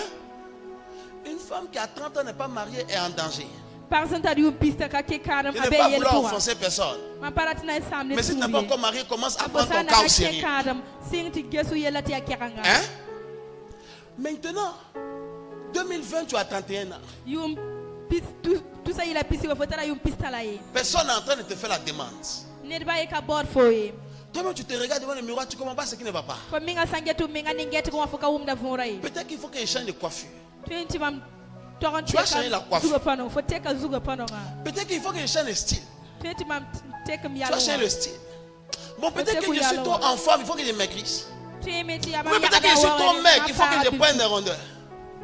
Tu as essayé tout. Personne ne te propose. Maintenant, cette chose, tu n'as plus envie de ça. Alors qu'est-ce que tu fais? Tu viens s'aimer. Mais tu ne sèmes pas pour avoir plus de célibat. Quand tu apportes la semence, Père, je suis dans un célibat qui est en train de devenir chronique et qui est en train de devenir un sujet de préoccupation. Alors que j'apporte cette semence, c'est pour faire mourir le célibat et faire vivre le mariage. Il y a des semences qui changent la nature de ce que tu as l'habitude de moissonner. Je vous donne un secret. Il y a des semences où ce que tu as l'habitude de voir comme fruit. Un jour, quelqu'un est venu me parler, il a dit: bon, je veux un salaire de 500 000. C'était compliqué, il était à moins de 200 000. Je lui ai dit: ok, commence à payer la dîme du salaire que tu veux. Il a mathématiquement fait un calcul de voir si ce qu'il a, s'il en a 50 000, sa vie sera très compliquée. J'ai dit: maintenant, la semence par essence est sacrificielle. S'il y a un mot, si tu prends semence et que tu déshabilles semence, tu vas trouver sacrifice dedans. C'est ta décision. Il a réfléchi et il a commencé à le faire péniblement. 50 000 par mois. Et ça le coûtait parce qu'il avait moins de 200 000. Il a fait 1 mois, il a fait 2 mois. Parce que Dieu va tester ta constance. Il a fait 3 mois, il a fait 4 mois, il a fait 5 mois. Le 6e mois, il a dépassé le salaire de 500 000. Il y a eu 500 000 avec un surplus. J'ai commencé à appliquer cela, j'appelle ça la dîme par anticipation. Je veux 1 million. Alors j'ai dit, Seigneur, je veux 1 million. Voici sa dîme. Maintenant, Dieu, la Bible dit qu'il est le débiteur de personne. Ça veut dire que le crédit de quelqu'un ne reste pas sur Dieu. S'il a pris ma dîme de 1 million, il va me donner mes 1 million. Puis s'il a pris ma dîme, il va me donner. Je donne l'argent à l'avance de dîme. J'ai dit, Seigneur, merci. Si je peux avoir la dîme de cet argent lui-même viendra. Et la chose arrive avec justesse. Ça ne rate pas, avec justesse. Avant de discuter les choses de Dieu, il faut les essayer. Parce que les gens veulent juger les choses spirituelles avec une approche intellectuelle. Pourquoi c'était notre nous a donné la grâce de l'intellectualisme? Afin de faire comprendre à ceux qui sont intellectuels que nous qui avons la foi, c'est pas parce qu'on est bêtes. On a aussi la capacité d'avoir une approche cartésienne. Mais on a découvert que même le cartésianisme, ce n'est pas l'art de douter pour douter, mais c'est l'art de douter pour être en quête de la vérité. Juste au cas où tu ne croyais pas que j'avais fait la philosophie, c'était pour te montrer. Alléluia. Il y a un moyen de s'aimer une chose. Ça veut dire, cette pauvreté ne me plaît plus. Je trouve une semence. J'attache ma pauvreté à la semence. Et je jette sur les eaux. Avez-vous déjà vu jeter votre pain sur les eaux? Ça existe dans votre vie? Je prends la semence et j'attache la situation que je ne veux plus voir. Maintenant, pourquoi est-ce que Dieu a semé Jésus? Ce n'était pas pour avoir plus de Jésus. C'était pour avoir plus d'hommes pécheurs au salut. Il devait faire mourir la représentation de l'homme pécheur afin de moissonner l'homme sauvé. Donc, voici pourquoi Jésus n'est pas juste mort, mais il est mort, la croix est là, et on l'a attaché sur la croix. Pour que la semence et le problème qui doit mourir avec la semence soient liés. Le français est clair. La semence est le problème qui doit mourir. Le problème qui doit mourir, c'est le péché de l'humanité. Jésus était la semence. La croix représentait le péché et son châtiment. Donc Jésus a pris la semence et il a combiné le péché et son châtiment. Parce que c'est ça qu'il ne voulait plus. Et il a rattaché ça à sa semence et il a semé. Quand la semence avec le problème ont été livrés, la moisson est venue avec le salut.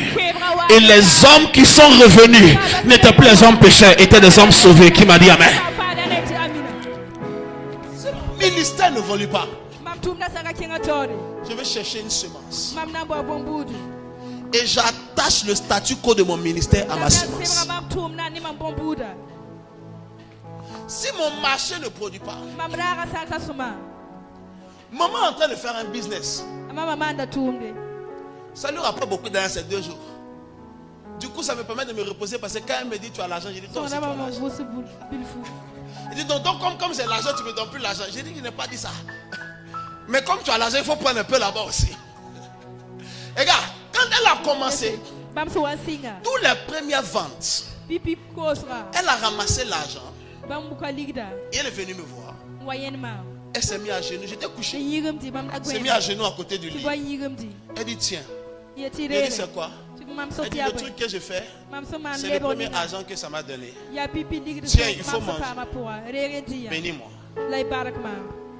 J'ai dit ah bon? J'étais juste couché. Je n'ai pas fait de gymnastique. Je n'ai pas fait de gymnastique. Je n'ai pas commencé à faire. Parce que pour ta femme de venir s'agenouiller à côté de ton lit et venir avec un sacrifice avec son âme, elle est consciente du dépôt et elle a déjà honoré. Il n'a plus besoin de faire de gymnastique. Le problème de plusieurs d'entre vous, c'est que ce qui va vous élever, vous jouez avec. Vous le prenez comme acquis.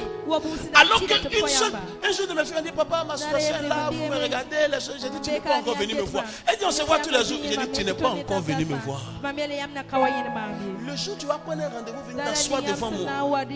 Vous dites, je viens et je ne veux pas vous prendre pour acquis, vous êtes mon père. Et je suis identifié comme votre fille. Voici les réalités. Ces choses doivent finir. Voici ce que je peux avoir comme être offrande. Papa, il faut parler. Va, pose une telle action. Et dis-moi si mon Dieu est vivant ou s'il n'est pas vivant. J'ai dit, tu n'es pas encore venu me voir. Non, papa, la fête d'enfant là, tu n'es pas encore venu me voir. Aide-moi, s'il te plaît. Les jours que tu as envie d'enfanter, tu vas venir me voir. Tu vas venir me voir solennellement pour dire, papa, voici je suis venu. Il y a un cas. Aujourd'hui, tu es mon homme de Dieu. Il faut que nous statuions cela devant le Seigneur. Je pose ce genre d'action. Oui, oui. Oui. Je pose ce genre d'action. Et elle m'a donné l'argent. J'ai pris. J'ai seulement posé, je l'ai couché, j'ai posé ça sur le chevet des lits. Seigneur, merci. Ta servante. Cette activité va générer l'abondance. Et cette activité va devenir une multinationale. Amen. Et elle a reçu avec foi. Elle est partie. Aujourd'hui, maman est capable de recevoir 100 000 francs par jour. Par jour. Par jour. De cette année, 100 000 par jour. Quelqu'un est là-bas en train de dormir. Seigneur, bénis-moi. Pourquoi? Qu'est-ce que tu dois faire? Par jour. Et comme il dit, j'ai encore reçu. J'ai dit, tu n'as encore rien reçu. Attends encore. Les jours arrivent, ils ne sont pas loin. Où l'activité va te générer des millions par jour. J'ai dit, ils arrivent et ils ne sont pas loin. Parce que tu as pris le premier revenu et tu es venu pour soumettre en le sacrifiant. C'est la semence qui change. Parce que la semence qui produit de sa même espèce n'a pas besoin qu'elle soit associée à quelque chose. Naturellement, elle va produire son espèce. Mais quand tu viens pour semer, pour faire mourir quelque chose et pour ouvrir une autre chose, tu rattaches quelque chose. C'est comme tu es venu rattacher un statu quo à une activité afin que l'activité puisse fleurir miraculeusement. Miraculeusement. Maintenant, ce que tu vas faire, prends la semence. Et je ne l'ai pas dit, c'est venu d'elle-même. Et il est venu pour dire, la semence là, c'est pour que cette chose qui a commencé, maintenant que c'est son premier revenu, que ça puisse fructifier. Que ça puisse fructifier. Je n'ai pas fait de gymnastique. Je n'étais pas couché en costume. Bien aimé, je n'avais pas la Bible ouverte en train de parler en langue. J'étais couché en train de regarder la télévision. Mais l'onction est l'onction. Même le vieux Noé qui était rempli d'ivresse était toujours loin pour bénir ou pour maudire.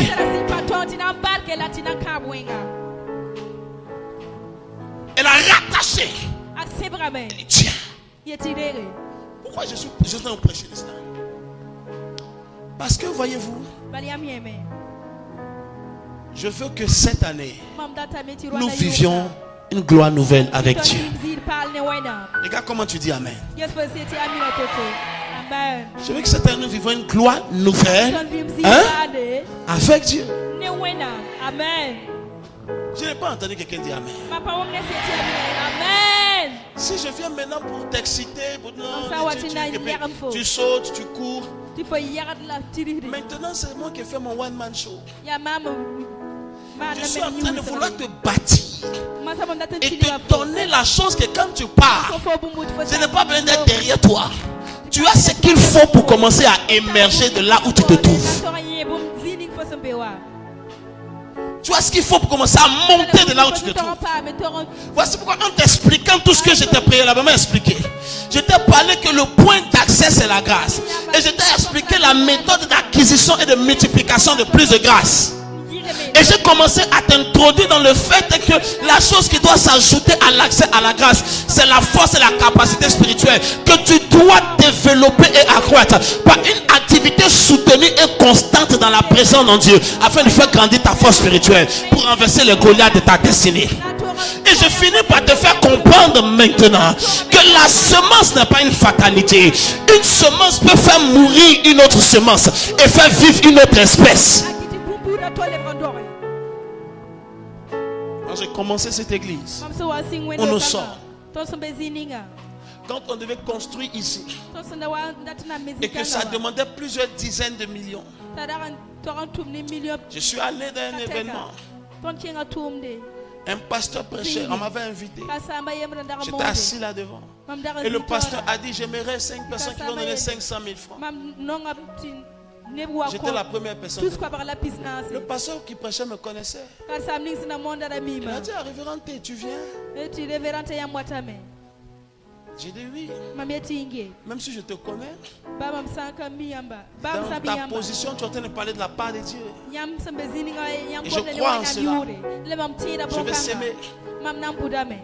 Il était choqué, il a parlé, il a dit wow, quel nom de Dieu qui s'élève pour donner autant. Un autre pasteur a prêché. Il dit c'est ça l'erreur. Parce que beaucoup veulent recevoir beaucoup, mais ils ne veulent pas donner. On était un samedi. Je lui ai dit ok, dimanche matin je peux pas être là. Mais dès que je finis mon culte, je vais rapidement passer faire un retrait. Je cours et je viens peut-être vers 14h. Il a dit non, il y a la session vers 17h. J'ai dit ok, je serai là. Et je suis venu à 17h. Je suis allé remettre mes 500 000 dans sa main. Il était étonné. Parce qu'il a cru que je m'étais levé pour la forme. Je ne pensais pas encore que je reviendrais avec l'argent le lendemain. Mais j'ai donné les 500 000 francs. $1000. J'ai donné. Et cet argent peut me permettre d'avoir quelques tonnes de ciment ici. Mais maintenant, qu'est-ce que j'ai dit à Dieu? Tu vois que je dois construire. Mais dans tous les cas, ce que j'ai ne peut même pas. Tu comprends, finir même les poteaux, les piliers de ce que je dois construire. Mais alors que je sème, j'aimerais rattacher à cette semence le blocage financier. Voici pourquoi on ne vole pas l'argent à l'église. Dis amen, je t'explique. Parce que quand quelqu'un prend, quand quelqu'un vient mettre une offrande ici pour moi, je vais prendre pour expliquer. Viens mettre une offrande ici. Je veux juste une personne pour mettre une offrande ici. Quelqu'un dit, ah, le pasteur est fort. Là encore, il va prendre l'argent. Si tu veux après, tu viens enlever. Docteur Mike, l'argent est sécurisé dans les lieux secrets. L'argent est sécurisé dans les lieux secrets. Maintenant, regarde. Mike a mis, il y a l'autre là-bas, il y a 2, 3 soeurs, ils ont mis, l'autre frère, ils ont mis. Quand ils ont mis, tu viens mettre, ok, viens. C'est bon, je sens que ça va être bien pour toi là. Viens ici. Non, je ne veux pas dans l'offrande, enlève dans l'enveloppe. Parce que les enveloppes sont très compliquées maintenant. Mais oh, voilà. Voilà, va. Je savais que ça allait être bien. Maintenant, pourquoi on ne vole pas mon fils l'argent dans l'église? Parce que quand les gens sont venus donner, tous les problèmes qu'ils ont, mais chacun est venu avec un problème. Tout le monde fait une bénédiction, tout le monde fait une prière. Tous les problèmes qu'ils ont, c'est sur leur argent. Si tu n'es pas dans le sacerdoce pour prendre cet argent pour manger, tu vas souffrir. Parce que quand tu es en train de prendre, cette femme est en train de dire mon loyer, je n'ai pas pu payer. Seigneur, les 2000 qui restent, le gars là, il a parlé. J'ai envoyé mes 2000. Regarde, le bailleur m'appelle. Je t'ai donné mon argent, il faut voir. Toi, maintenant, tu sors, il n'y a pas lui sur ta tête. Quand personne ne voit, tu mets la main. Tu enlèves les 2000, jusqu'à ta mort, tu vas chercher l'argent de loyer, tu ne vas pas trouver.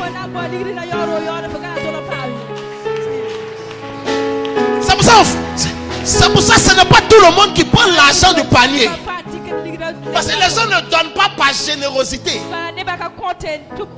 Les offrandes du peuple, ce n'est pas par générosité. C'est leur problème. Hein? Oui. Le fait que la fille qui vient donner 30 000, ce n'est pas par générosité. Dans son cœur, Seigneur, mes 30 000, j'ai donné à mon père. Toi-même, tu sais que la scolarité n'est pas finie. Mais quand je donne mes 30 000, souviens-toi de moi. Maintenant, toi, tu passes par là. Tu prends ça. Tous les problèmes qu'elle a mis dessus, ça reste sur ta vie. C'est pourquoi c'est pas tout le monde qui mange de l'offrande. C'est un privilège strictement réservé aux sacrificateurs. Parce que sinon, ça va brûler ta vie. Si tu ne me crois pas, viens enlever un peu et puis tu pars. Sans toilette. des gens qui volent à l'église. Hein. Never zood window wa.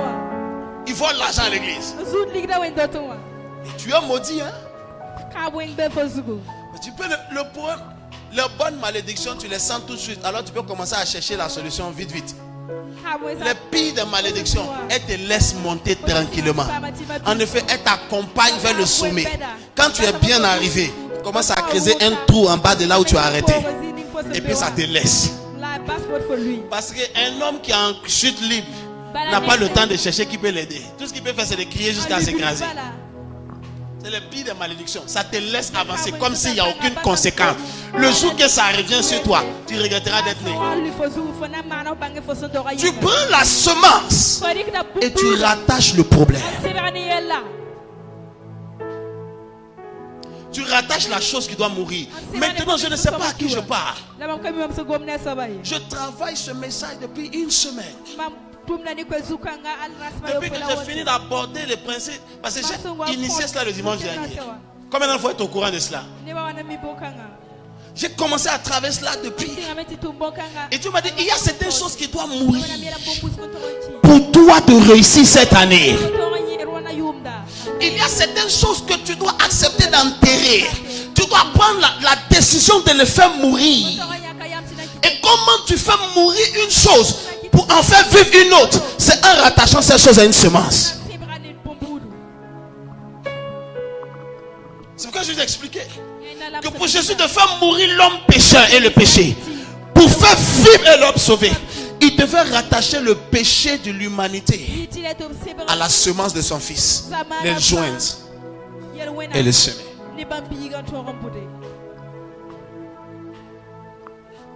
Février fini. Et je pleure de mon âme. Quelque chose doit se passer. Quelque chose doit se passer. Il y a certaines frustrations qui doivent disparaître. Il y a certaines batailles qui doivent toucher à leur terre. Regarde, la Bible déclare que lorsque Jésus, et on va prier, lorsque Jésus est sorti de son jeûne, Satan l'a pris et l'a emmené, vous savez, d'un premier, d'un deuxième, d'un troisième, vous connaissez, l'a amené sur une montagne, il l'a amené sur le sommet du temple, il a fait toutes ces choses. Et quand je suis à résister, la Bible dit et Satan s'éloigna de lui pour un temps. Il n'y a pas une saison de la vie où tu arrives, où tu n'as pas d'attaque. Mais il y a des saisons où quand des actions sont posées, dans ces saisons, le diable disparaît de ton environnement et tu montes. Parce que si le diable est toujours dans ton environnement, tu ne peux pas réussir. La raison pour laquelle David n'a pas pu construire le temple, c'est qu'il était tous les jours en guerre. Il a fait 40 ans de règne, 40 ans de guerre. David n'a pas eu une année sans guerre. Dieu lui a dit, il y a trop de sang sur tes mains. Tu ne peux pas bâtir mon temple. Qu'est-ce qui a fait que Salomon a bâti le temple et a pu s'adonner à la sagesse? Il n'y avait pas de guerre. Un territoire en crise et en guerre ne parle pas de développement. Parce que ce n'est pas l'atmosphère propice au développement. Une vie où il y a toujours le diable sorcier dans ta vie ne peut pas te développer. Il doit avoir une saison où Satan s'éloigne de toi. Et la saison où il s'éloigne de toi, tu montes. Quand il revient, tu es suffisamment préparé. Et tu le détruis, tu le veux et il s'éloigne de toi et tu montes. Les saisons où on monte, c'est les saisons où Satan s'éloigne. La Bible dit que le diable s'éloigna de lui pour un temps. Le temps où le diable s'est éloigné de lui, c'est là qu'il est monté. Quand le diable est revenu, c'est là qu'il allait à la croix. Mais quand il a vaincu sur la croix, le diable s'est éloigné de lui, il est monté. Est-ce que je peux prier pour toi? J'aimerais prier que 2020 soit une saison où le diable s'éloignera de toi au nom de Jésus. J'aimerais prier que 2020 soit une saison où le diable s'éloignera de toi au nom de Jésus. Tu bâtiras ta maison, tu bâtiras ton entreprise, tu bâtiras ton foyer, tu bâtiras tes projets, tu bâtiras ta progéniture. Le diable s'éloignera de toi dans cette saison. La sorcellerie s'éloignera de toi dans cette saison. Donne-moi le meilleur de la main que tu peux me donner et la chose arrive pour toi. Assieds-toi. Il dit le diable s'éloigna de lui pendant un temps. Il faut que le temps de 2020, le diable s'éloigne de toi. Pour qu'en 2020, tu puisses accomplir quelque chose. Une femme est venue me voir le jeudi dernier. Elle m'a attendu très longtemps. Et elle m'a dit, pasteur, tu sais que je suis à Kaya. Je dis oui. Mambe kaya. Je suis venu pour le mariage de ma petite soeur. Mamwana mana myokaram.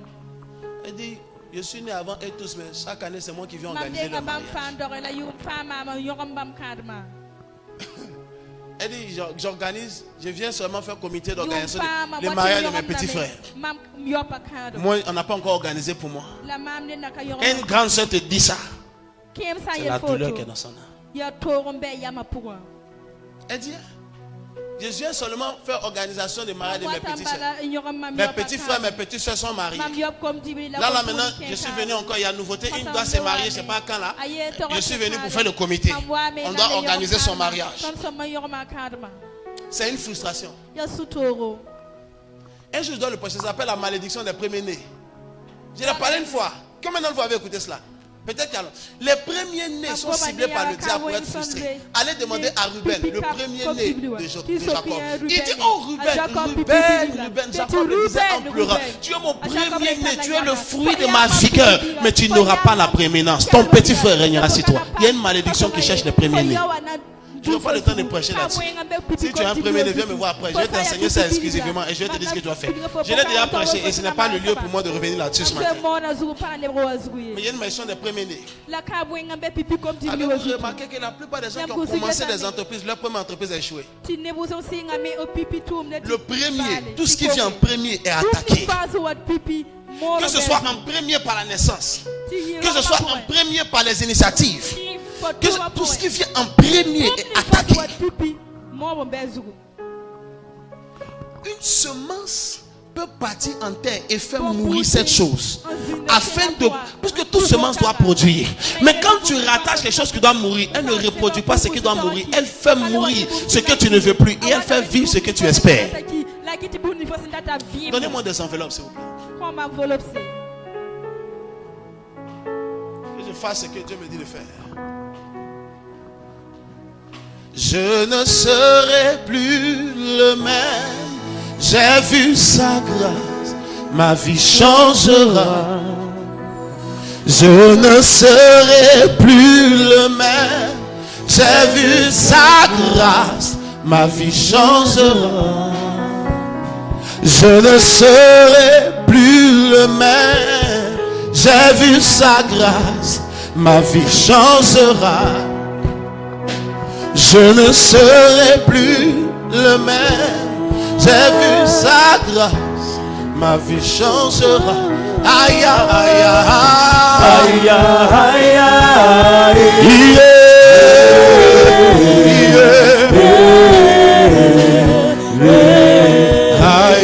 aïe,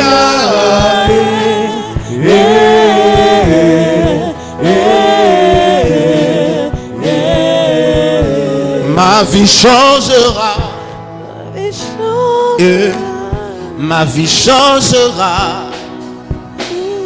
Je suis en train de vous prêcher une instruction de Dieu sur mon âme. Non seulement pour l'église et le ministère, mais pour ma vie personnelle. Ce que je m'en vais vous emmener à faire.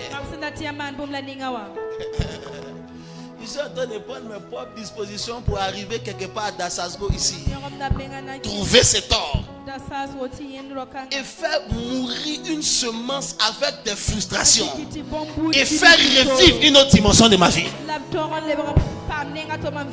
Je vous dis la vérité. Maintenant, si tu n'es pas dans le même état d'esprit que moi, où tu dis 2020 doit être la meilleure des années que je n'ai jamais vécues sur la terre depuis que je suis né.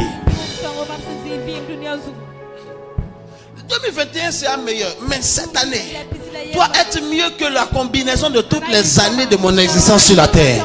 C'est une telle personne que je ne parle. Quelqu'un qui dit je vais rentrer où je vais rentrer.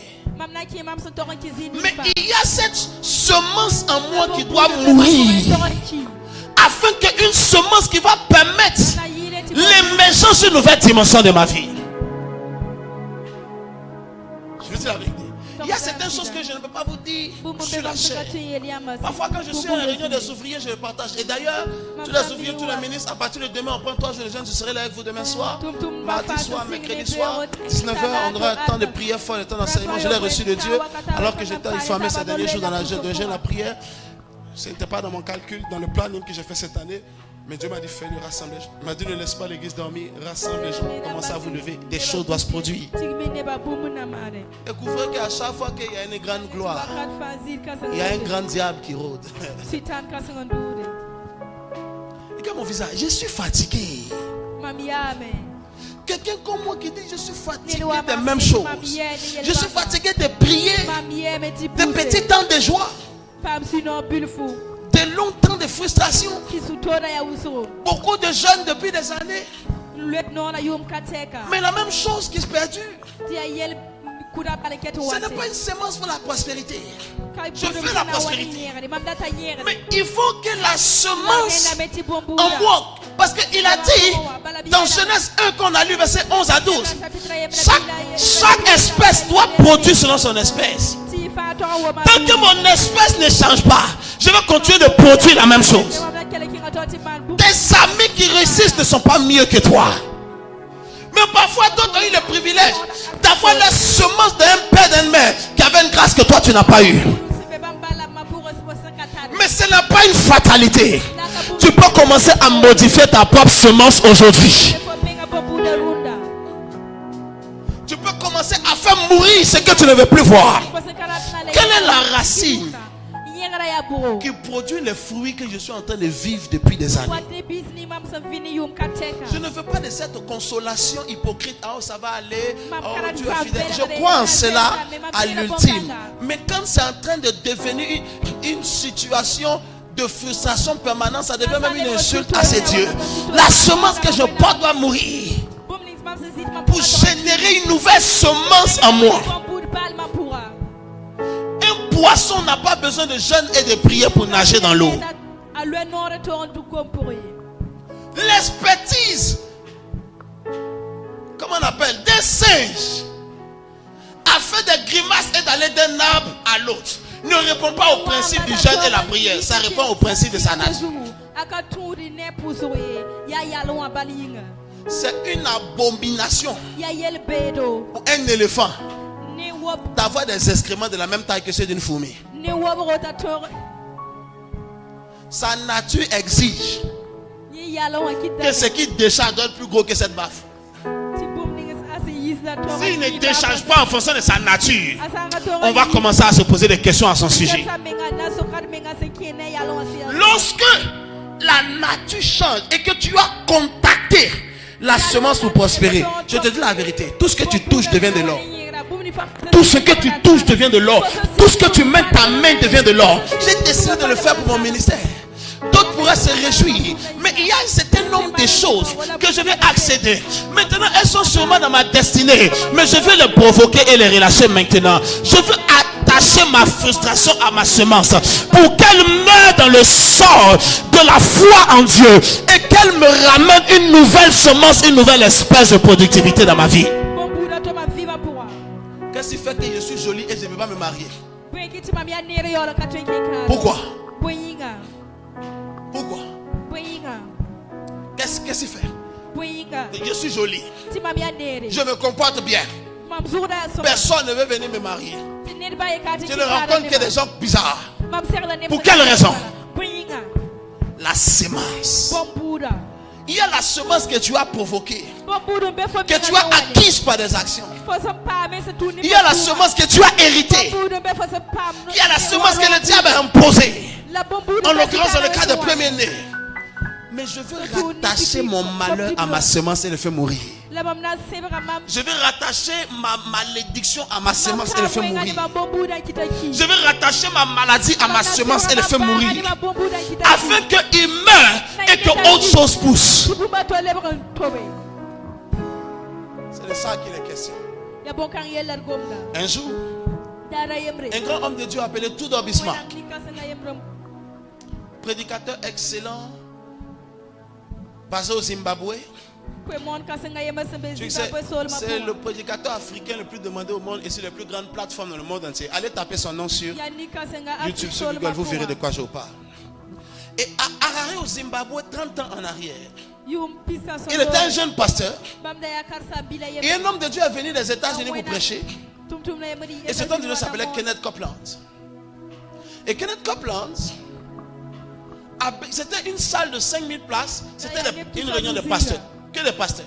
Yakar Sam Dambal et Darampibe. Et Copeland a dit ceci. Il y a un pasteur dans cette salle.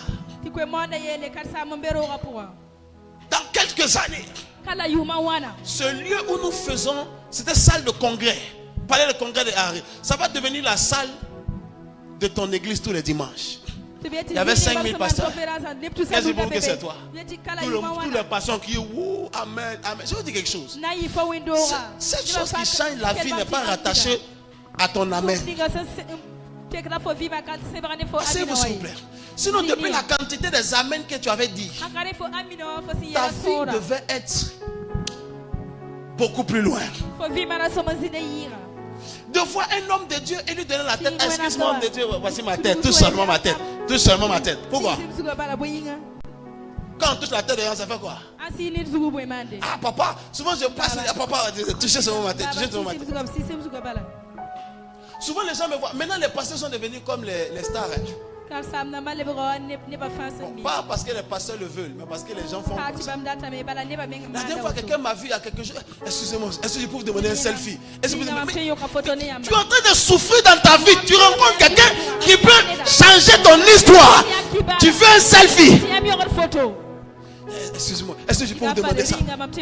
Avec beaucoup de piété. J'ai dit ok, viens. Il me dit arrêtez. Il s'est collé à moi. Puis Dieu, faut bien prendre la photo là. Le gars dit, il dit ça veut dire non, pardon, faut faire encore. Le gars dit non, la photo, il dit pardon, faut faire un autre. L'autre même est venu, il a mis sa tête sur mon épaule. Il est venu comme ça. Puis il a posé sa tête sur mon épaule. Mais pose ta tête, ma fille. Et puis il s'est mis comme ça. Donc l'autre qui faisait la photo, il a dit si on doit poser la tête sur l'épaule, donc viens faire, moi aussi je vais venir poser la tête. Et je suis là, je souris seulement. Tirez la photo, je vais partir. Avoir place. Il y a des gens que j'ai rencontrés dans le monde que j'aurais pu prendre des selfies qui sont des grands hommes. Je n'ai pas besoin d'un selfie de ça. J'ai besoin que la semence qui a modifié sa vie soit infusée en moi. Amen. Pour que mon histoire change. Tu veux faire un selfie. Le monde de Dieu n'est pas comme le monde ordinaire. Ta connexion avec quelqu'un peut changer la semence qui est à l'œuvre dans ta vie et modifier ton histoire. Proverbe parle à son fils. Chapitre 4, il dit mon fils, fais attention à la femme étrangère. Il dit tous ceux qui sont allés sur son chemin sont entrés dans la destruction. Tu peux avoir l'élévation en toi. Quand tu crois son chemin, elle change la semence du succès en la semence de la destruction. Proverbe dit l'homme qui va avec la prostituée se réduit à un bout de pain. Tu ne lis pas ta Bible. Il dit il se réduit à un bout de pain. Même s'il y avait la grandeur, ton association avec telle personne te réduit à un bout de pain. En d'autres termes, ton association avec d'autres grâces supérieures peut changer la semence de la médiocrité et te tirer vers la condition de l'excellence en Dieu. Qui m'a dit amen? Je vois 78 personnes dans cette salle. J'annonce, avant le 31 mars, avant que ce mois de mars ne touche à son terme, me dit le Seigneur, ce que ta vie produit ne sera plus pareil au nom de Jésus. Ce que ta vie produit ne sera plus pareil au nom de Jésus. Où que tu sois dans cette salle, que tu sois dans un pays ailleurs dans ta maison, il me dit, avant le 31 mars, je l'ai reçu de Dieu. La productivité de ta vie ne sera plus la même parce que l'Éternel change la semence qui est en toi. Combien d'entre vous m'ont dit amen? Et